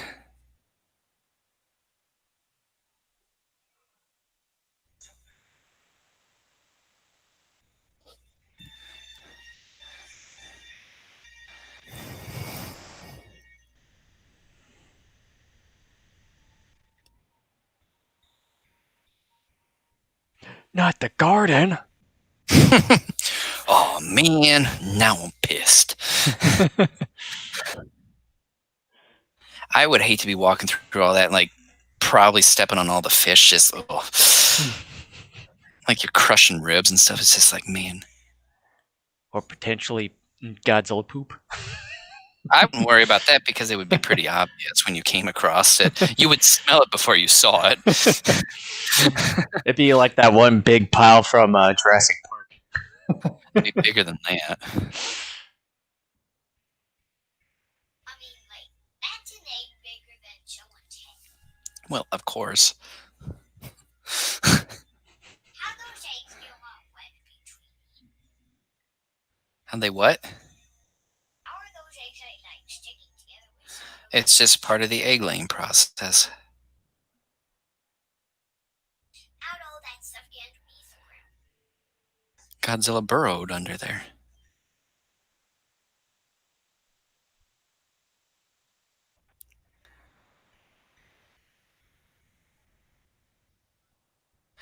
I remember when they got to this point where the one soldier was going, and you will write, and we're seeing all these eggs here, and I remember thinking to myself, oh snap, these guys are in trouble. Like, Well, yeah, just when they only showed a few eggs and then they just expanded out till they turned on the lights in the stadium yeah, there and right just here. showed a shit ton of them. It creates for one of the most exciting scenes, or sequences, I should say, that I've seen in film. Like, just the fact that there's sort of this mild claustrophobia, that you're in this, it's a decent space, but you by and large are trapped. There's really no way out.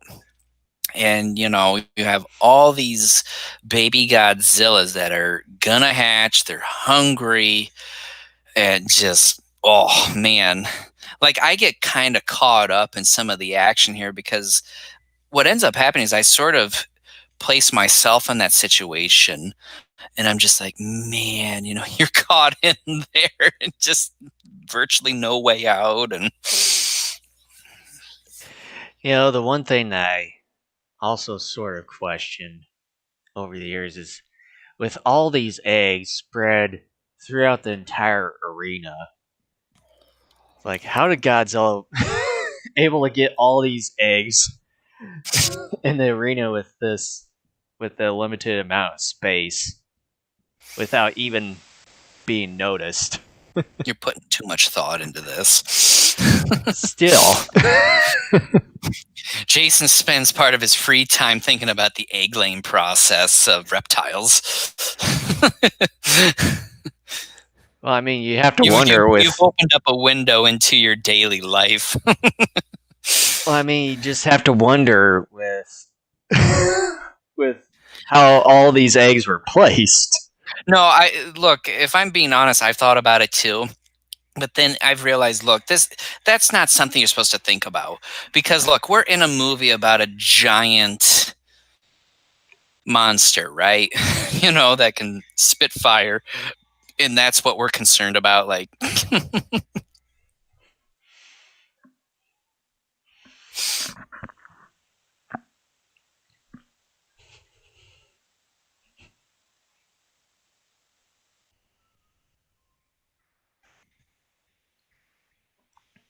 And then now all the eggs starting to hatch.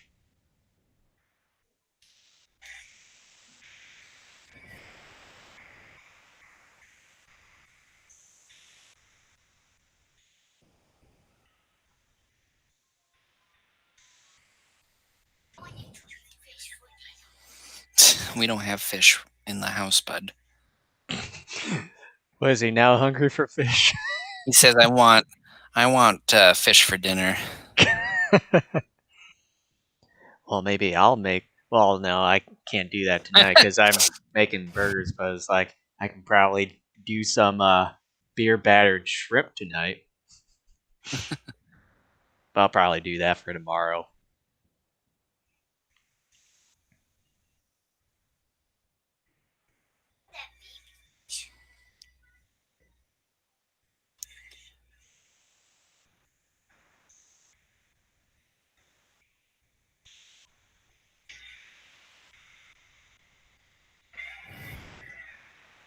If they did smell like a fish, what would the baby guys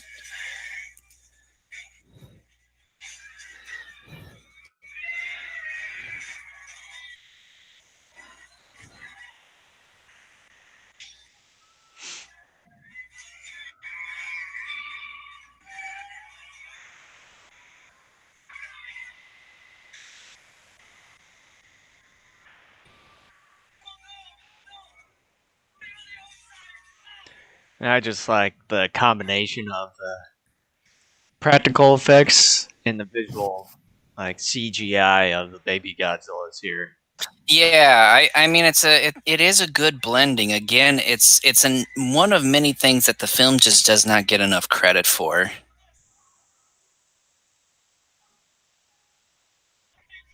And as mentioned earlier, they had more practical effects, but some of them either just didn't execute properly the way that they wanted them to, or were filmed and just cut.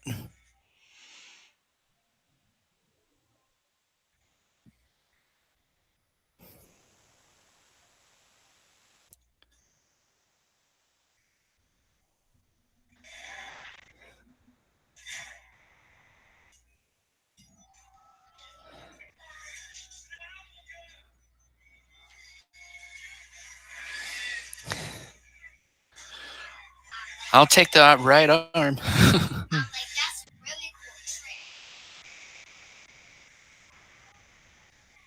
I mean, like, this is so cool with a lot of stuff.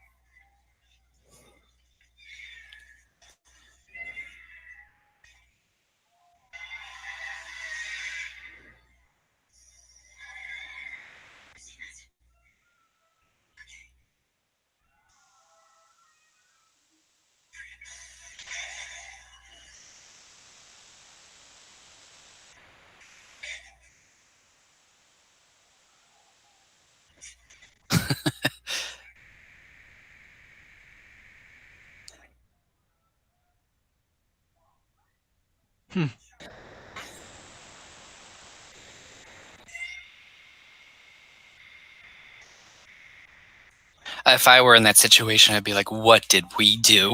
We trapped ourselves.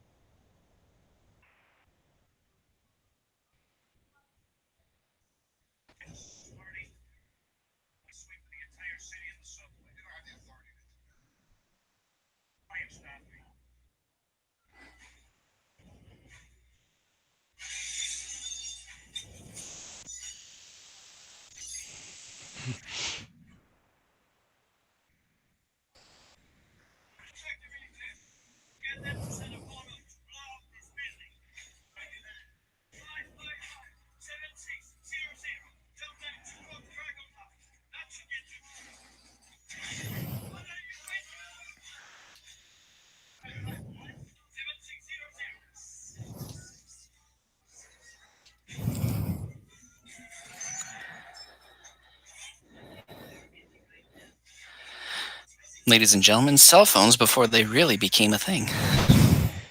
Bricks. Although they were much huge back in the 80s or so. I know. You just have to watch the movie Wall Street and watch Michael Douglas.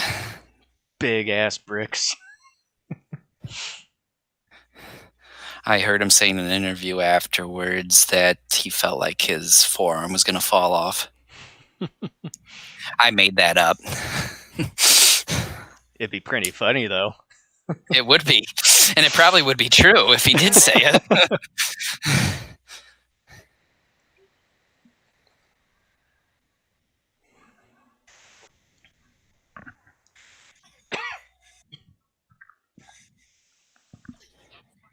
They're trying to escape, bud.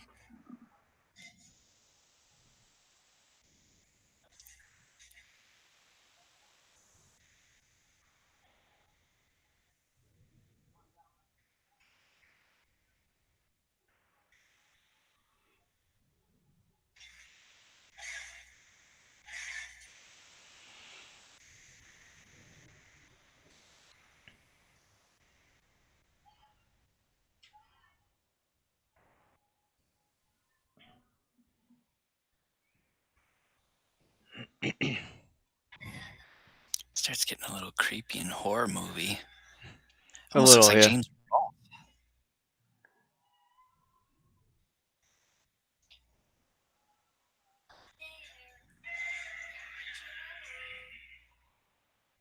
They're coming for you, dude. The look of horror on his face. I mean, like, too much stench.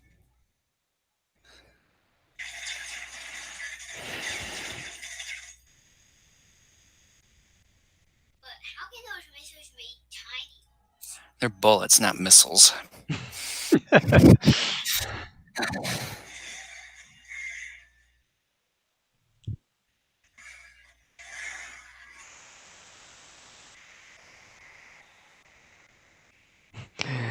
Now you gonna make them pissed. They're hungry.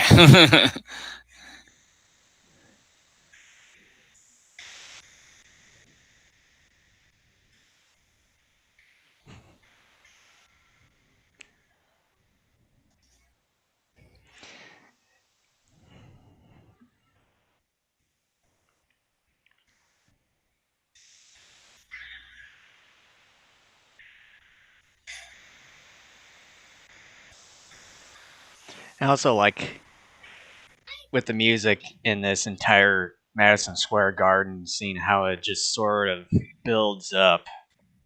Yeah, it is a slow buildup. You get when the lights in the arena turn on, you get kind of this, dun dun dun type of music, kind of like boom, this is what you're gonna deal with, and then things kind of gradually speed up to a tempo that is kind of like a racing type of motif, I guess. I mean, I'm not a musical person that under that knows a lot of musical vocabulary, but Like one of the baby Godzillas do this. Mm-hmm. I'm trying to get him, bud, Talking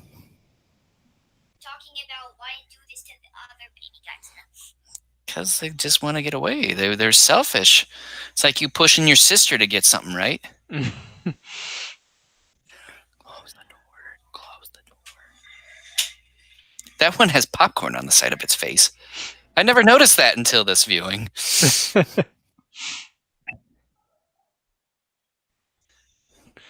I just like how they just stand there. Like, what? And that, I think, was another fun moment. Some people may roll their eyes at that. I think it's a nice little chuckle moment.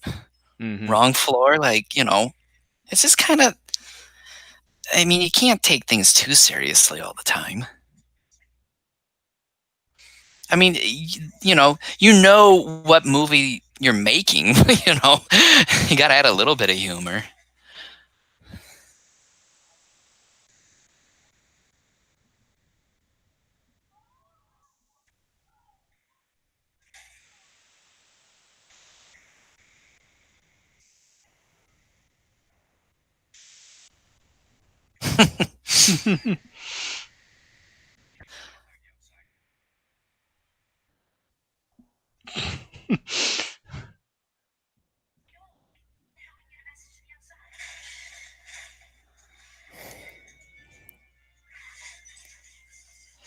Like a couple of years ago, when I was thinking about this movie, I thought, okay, maybe my biggest criticism of the film is that maybe this baby Godzilla scene goes on just a bit too long. And then I've seen the film. This, I think, will be, I don't know, my third or fourth viewing since then. And I'm like, no, it's just perfect. Like every single moment matters. We cover every individual soldier. It doesn't actually drag. It's entertaining. I'm invested in what's going on here, Yeah. and plus, too, this has been sort of a background buildup, really ever since they found out Godzilla was pregnant. Mm-hmm. Like, you knew eventually you were going to see a baby or babies. Yeah.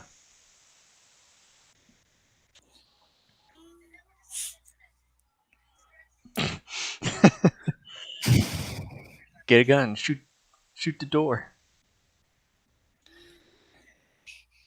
And you're meaning some of the sides of the numbers are printed. I also like how they added one of those ID4 figures. Yeah, I noticed that too. I think that I was think like that a was nice little. almost the exact same one that I used to have. I It's wish I like hadn't a. gotten rid of mine. It's like a nice little Easter egg. Or maybe in this universe, ID4 did happen, and now Godzilla is the one that's next. They rebuilt New York pretty fast, if that's the case. Or maybe it's a prequel to ID4. It could be.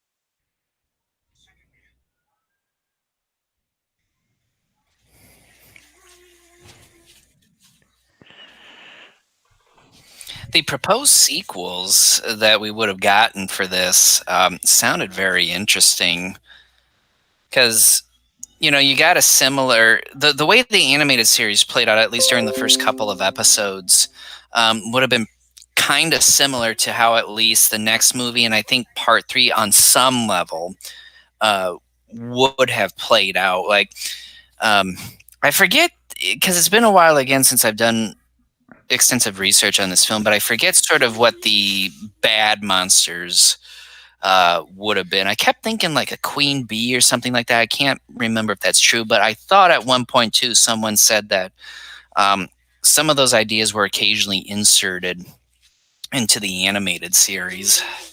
Yeah, I think so too, from what I've heard. But yeah, I was just sort of reading up on that, on the whole supposed trilogy to this. That it seemed And like that they were already in pre-production the year after this movie was released, but then there was just a lack of enthusiasm. yeah, and this movie did well financially. I mean, despite the sharp drop after week 2 of this movie's premiere, if you adjust for inflation, this movie did even better than the 2014 and 2019 Godzilla films did. Mm-hmm. And yeah, I mean, I do remember at the time they were saying pre-production was underway, but just because of not so much critical reception, but because of fan reception, they abandoned uh, they abandoned the proposed trilogy, which to this day still makes me incredibly sad, because I really think um, we would have had a really fun trilogy here. Mm-hmm. But at the same time, I keep telling myself, well, the silver lining is at least you got this one. And I go, yeah, that's true, but I wanted my other trilogy. And then, of course, the year after that, you get Godzilla 2000.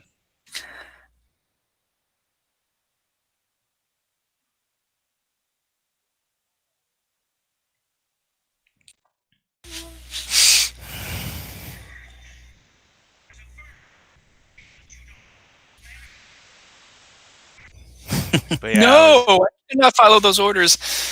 I'm reading up on the supposed Godzilla 2 for this trilogy, and that the offspring to Godzilla would fight a giant insect in Sydney.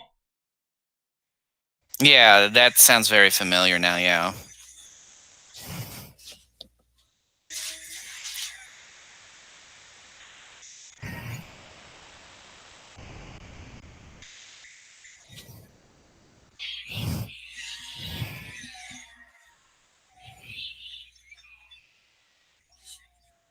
He's from France.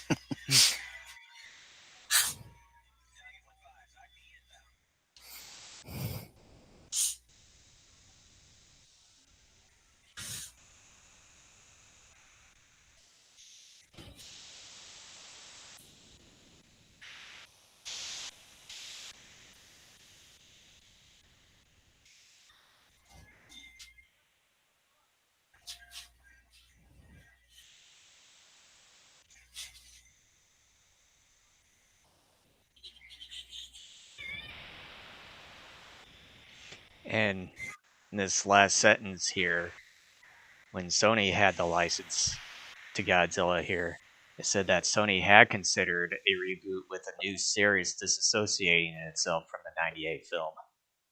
Say that again. So, reading up on the supposed trilogy here, I was reading up on this last sentence here that Sony had considered a reboot with a new series disassociating itself from the '98 film. Oh. I can't remember if I knew that part or not. Because I know Sony did have the license to Godzilla for quite a while. Mm-hmm.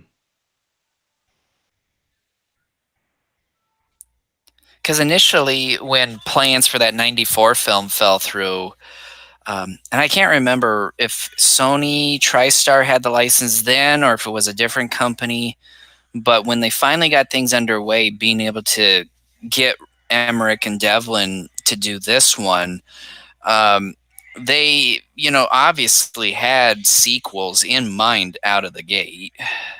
Yeah, and during while I was reading this here, let's see here. However, studio banned plans for sequel due to lack of fans, audience here. And Emmerich and Devlin left due to budget disputes. Devlin stated they wanted to tailor the film budget-wise, so it didn't make sense for us creatively. Devlin stated that they left the film with an open ending in case the film's success allowed them to return for sequels, despite Emmerich's comments that Sony was absolutely ready, quote unquote, to produce a sequel. He later revealed that he advised the studio to not produce a sequel, stating, "It's so strange because people expected it to be the biggest thing ever when it only did well. They are disappointed, and you have to defend yourself." Yeah, I mean, I remember a lot of people over the years have been complaining that I forget the original budget for the '94 film that was asked, and I want to say it was like maybe 120, 130 million, perhaps. I don't remember. And then a couple years later, you get Devlin and Emmerich coming in doing this, and they asked for a little bit of an increase by like 10, 20 million. And Sony TriStar gave it to them, and a lot of people in over the years have been kind of like, well, then why didn't you do it in '94 and all that? Well, I mean, things are a lot more complicated than that, and you also have to understand that. Emmerich and Devlin were a couple of the hottest producers and directors in Hollywood at the time because, well, what happened 2 years earlier? You had Independence Day, and that at the time was, I think, the biggest hit in all of cinema. Yeah. This I always thought was a pretty sad moment here. The destruction of the baby Godzillas here. Yes, pal. And then shortly after that, you get a pissed off Godzilla. Kill a baby Godzilla. Because they would get out and create more.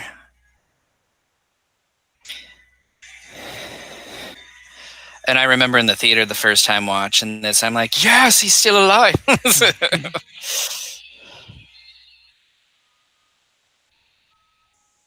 This right here, I think, is kind of touching too. He sees one of the babies and he tries to wake it up here.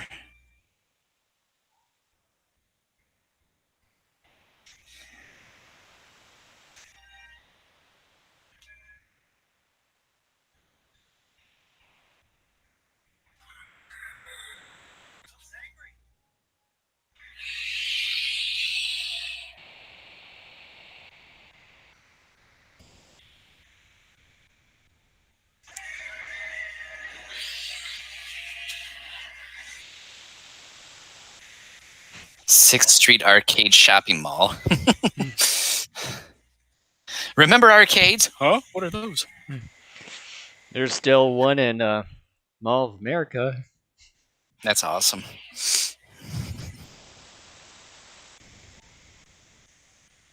And of course, if you go to Japan, there's So many of them. A lot of them, I think, are, what is it, Pachinko or whatever that game is called? Well, that's sort of a little bit like a casino thing, but you got the Sega arcades and everything there that they have, especially in the Akihabara district of Tokyo.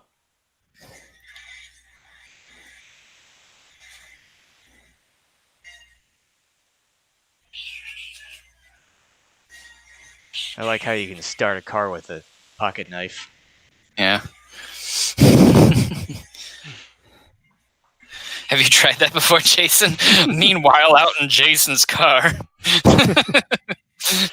All right, folks, here's what I'm going to do.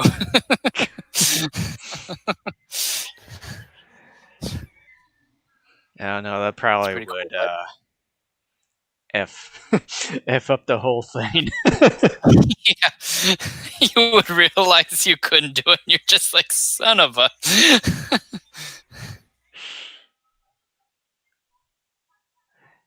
Maybe I'll just do it to your car whenever I get to your place. My car is newer than yours. If you do that to mine, I will make sure your car is damaged beyond repair. Well, I'm planning on Just getting a new one hopefully this year, so. Then I will damage your new one. Regardless, whichever car you're driving, I will damage it. Then I will make sure that yours is damaged beyond repair. No, you started it. No, you're the one that started it. It can, yeah. You saw it earlier. How did you? You were staring right at the TV. Nutball?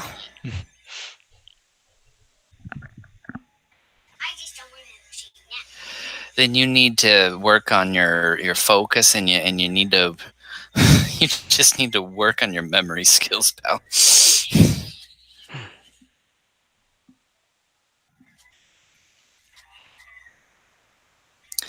You know, just something as simple as Godzilla slipping like that, like, it's a nice touch. It adds another level of just kind of, I guess, realism and.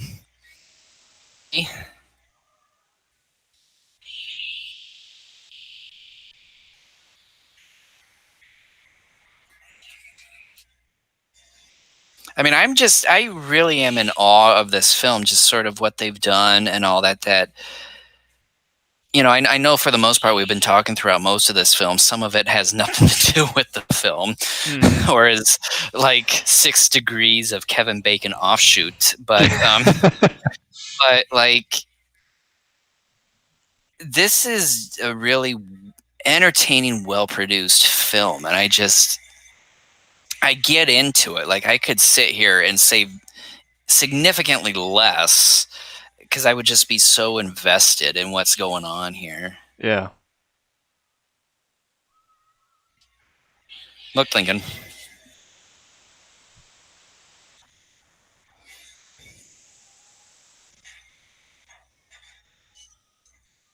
It's like when that happens, I feel like something happened outside with the volcano.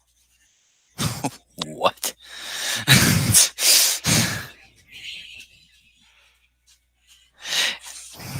Every time I see the MN44, I'm like, Minnesota 44. See, look, there's the MetLife building in the background that we saw earlier. That's something that's barely in the picture, and they kept that in. Continuity. I mean, genius. Yeah. So the Joe Biden book that the battery sitting on is about Joe Biden's life. Kind of, yeah.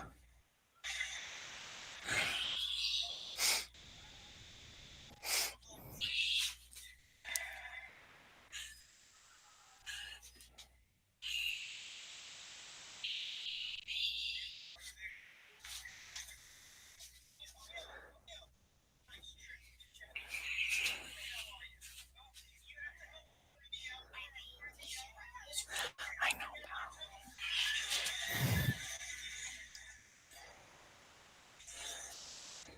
That kind of reminds me of like a cat or something. I really do believe that there are some, whether they realize it or not, some feline tendencies to the personality of this Godzilla.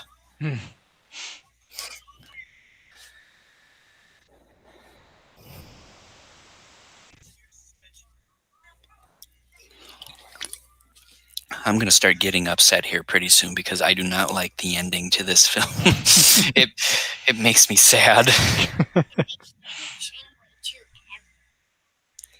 I don't like seeing the Godzilla. I wish it's, we can't rewind it obviously for the commentary here, but you should have seen Audrey's face as she was sitting in the back of the seat. I was just seeing it. I've never seen that before.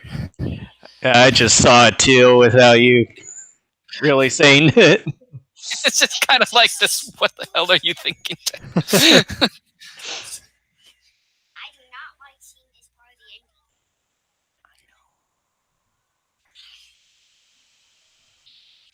So the thing coming up here, there is some practical effects being taken place here.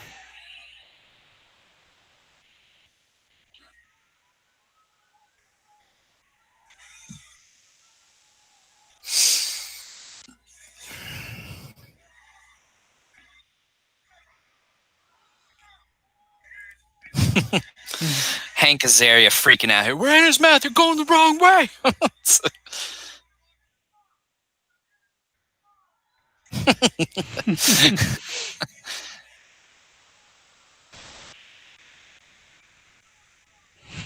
Oh, and this makes me cringe. Oof. Oh man. Yeah, with the electric wire. Oh.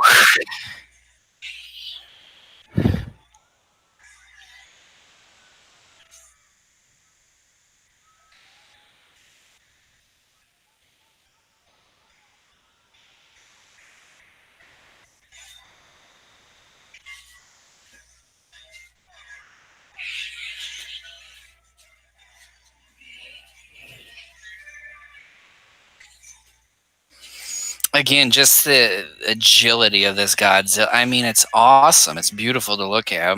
Mm-hmm.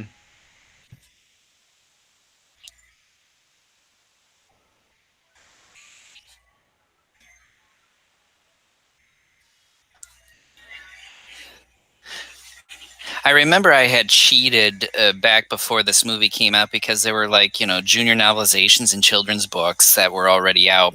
And one of those books, I'm like, I want to know what happens. And I'm like, I kind of think I know what happens, but I need to know. I need to know. And one of the books, I read talked about the ending. So I knew how this film was going to end, unfortunately, before actually seeing the movie. So you're sort of already disappointed. Well, no, I mean, I knew immediately when they were talking about the suspension bridge while they were still in the tunnel. I'm like, oh, here it comes.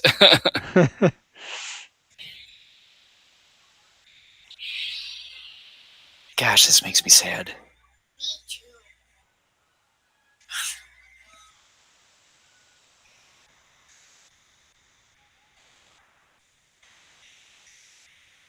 I'm like, that was cool. And I really feel for this Godzilla. It's one of the few Godzillas that I really have a lot of sympathy for. It's the same thing I like too.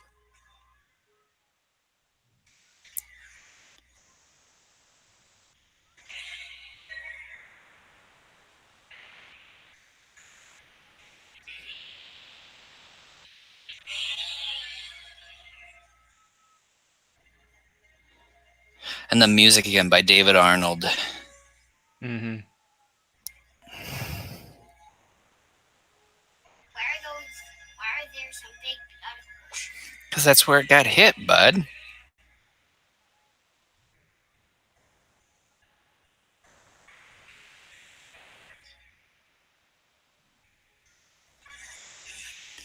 This ending in terms of like, a character dying or something like that is one of the few movies that even after all these years still gets to me. And the little cry here.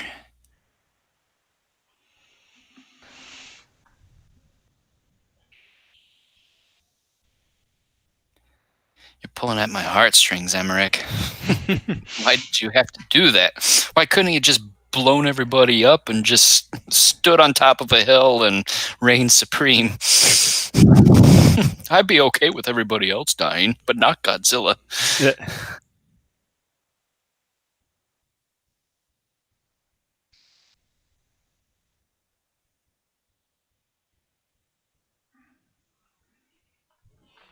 Again, this movie looks so gorgeous in HD.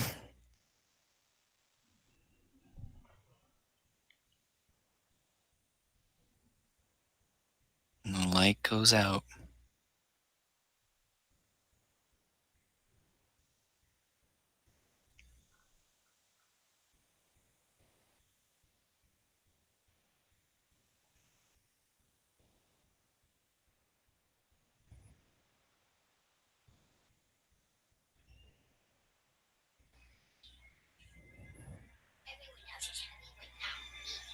Well, I know. Well, they've been evacuated. They want to go back to their homes and...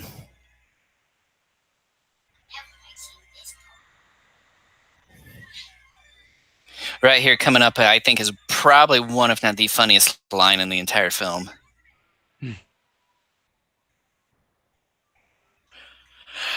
I'm gonna kill you!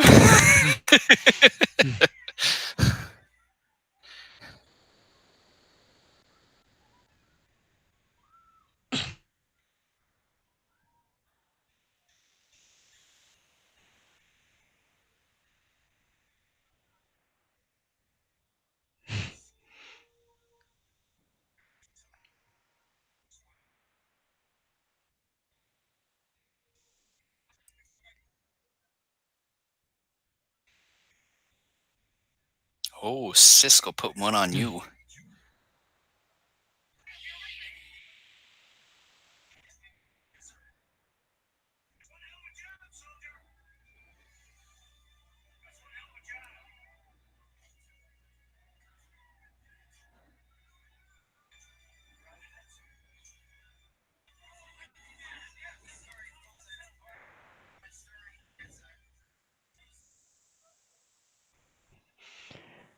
Only thing I did is just give you communications from Nick Datapolis there.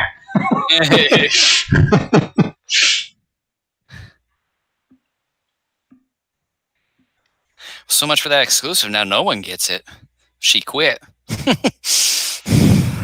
Ooh. Bird. No one will ever know now. Don't worry about it.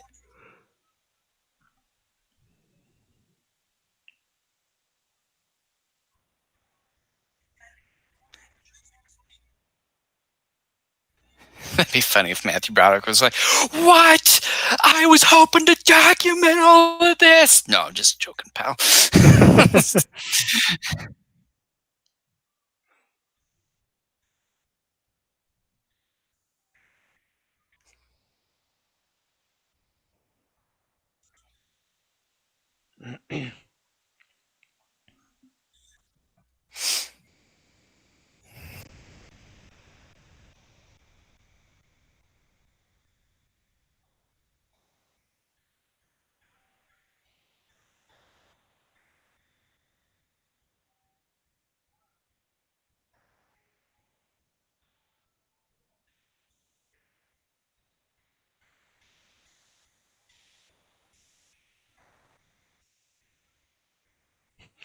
Just some insurance guy. He will ensure that you. He just wanted to document everything that was going on in your life. This isn't made for TV. Insert commercial here.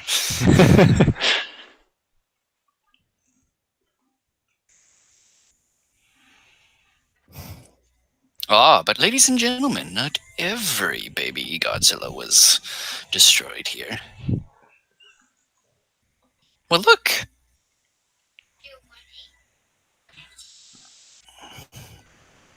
But it will.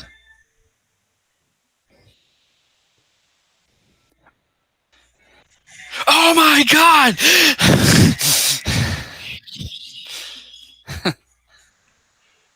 Puff Daddy. Yeah. That, ladies and gentlemen, is 1998's Godzilla. I'm ready for round two. You ready? Ready to go, Jason? I hope you have nothing else to. I think I'm good for right now. as much as I want to watch it again, I just got some other things to do. Yeah.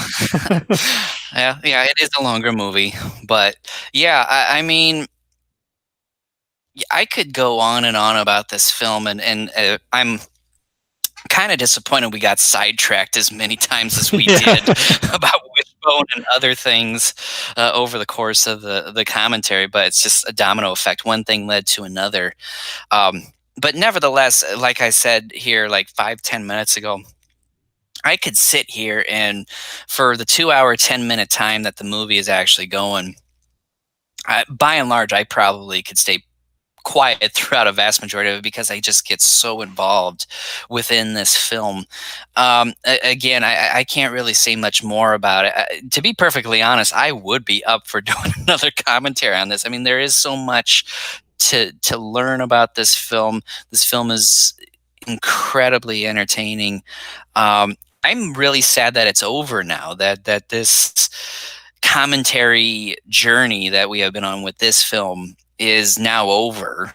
And I just, I'm sad about it. Like I said, I'm kind of disappointed we got distracted as much as we on a few things. But again, this is a film. This is an incredible movie. I just, I love it to death. It's not just one of my all-time favorite Godzilla and Kaiju films. It's one of my all-time favorite films.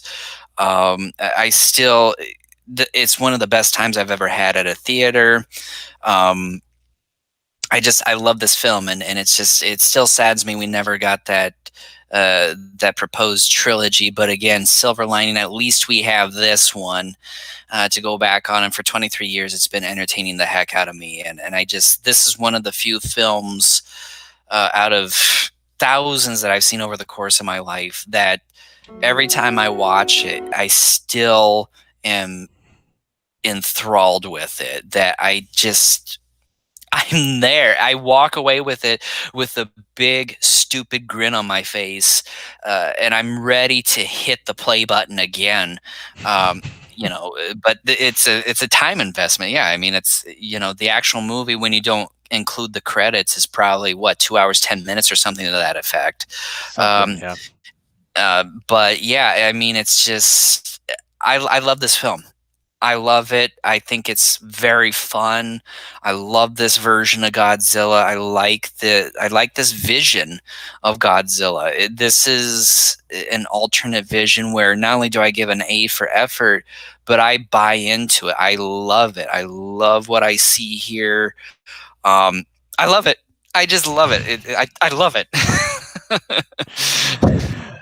Yeah, it's a good thing to watch it for the first time in the last few years since the last time seeing it, and I think over the years I get more enjoyment while watching the movie, and while seeing it for the first time in the last few years, and especially seeing it on a 4K TV here, that the picture quality, even just not as the 4K version of the film here, with it just being a regular Blu-ray, still look pretty damn good on a UHD 4K TV here. And I noticed some instances, especially towards the end when Godzilla falls on that taxi car and stuff, there were maybe some of the visual effects looked a little bit outdated, or sort of it was just sort of out of place. But nevertheless, it still looked pretty damn good on a 4K TV.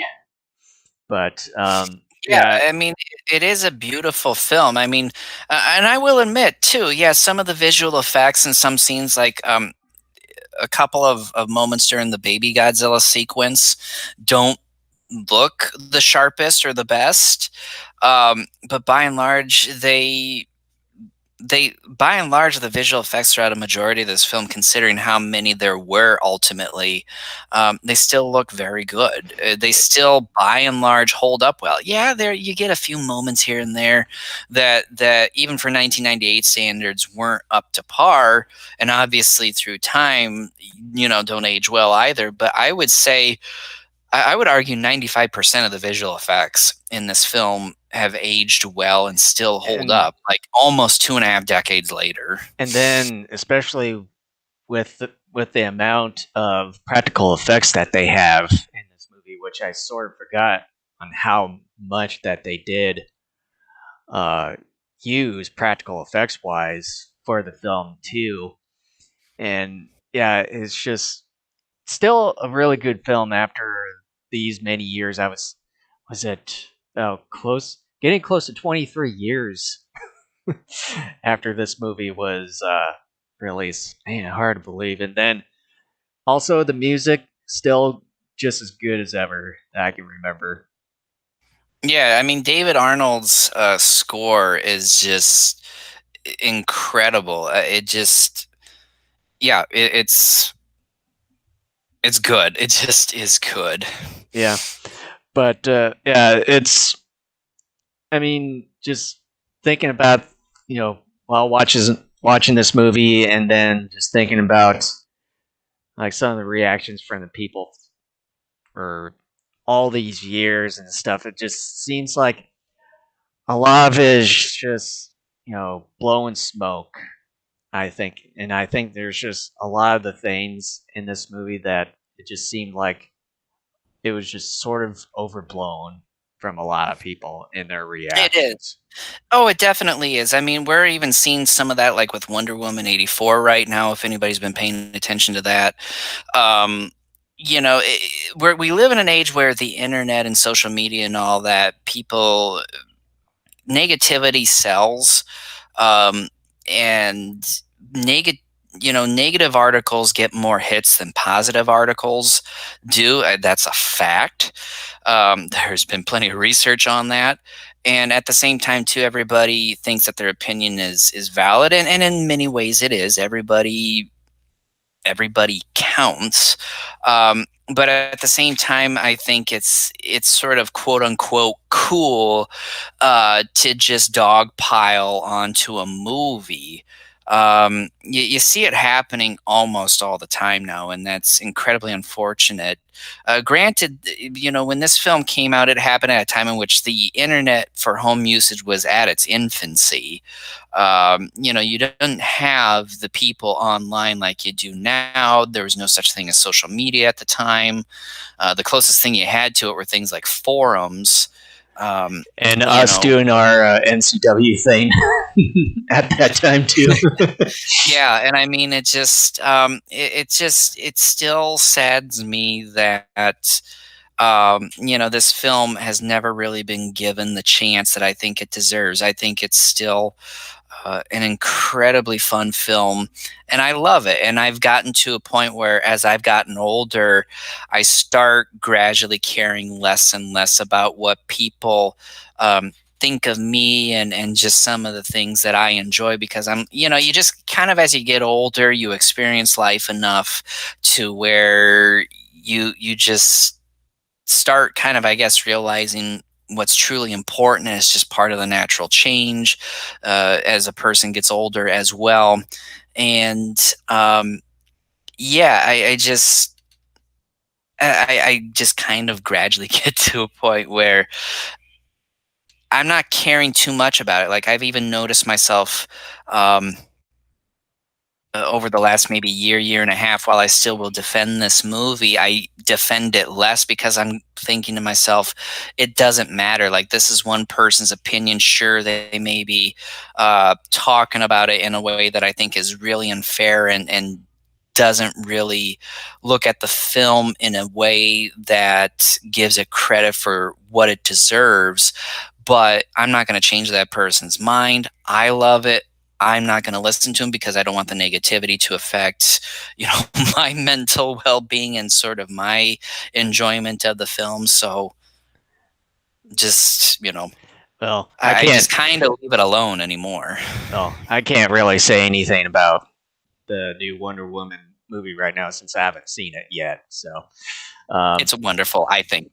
But yeah, other than that, should we just kind of end it right here? Yeah, so just to give everyone a heads up, 2 weeks from now, on January 23rd, we are doing the 1933 King Kong commentary, the original King Kong. And it's been about also 8 years since we've last touched upon this. Yeah, I believe really after we did the discussion of this film, Godzilla 98, in 2013, March was Kong month, because at that point, celebrating the 80th anniversary, yeah. Yeah, so we did a whole Kong thing in the month of March, and I think even a little bit into April as well. So, yeah. So, yeah, it's been nearly 8 years since we last covered this particular film. As well, but this time we're doing it in commentary form. I'm pretty excited about doing this one as well. I think that was probably the last time I watched Kong was when we talked about it.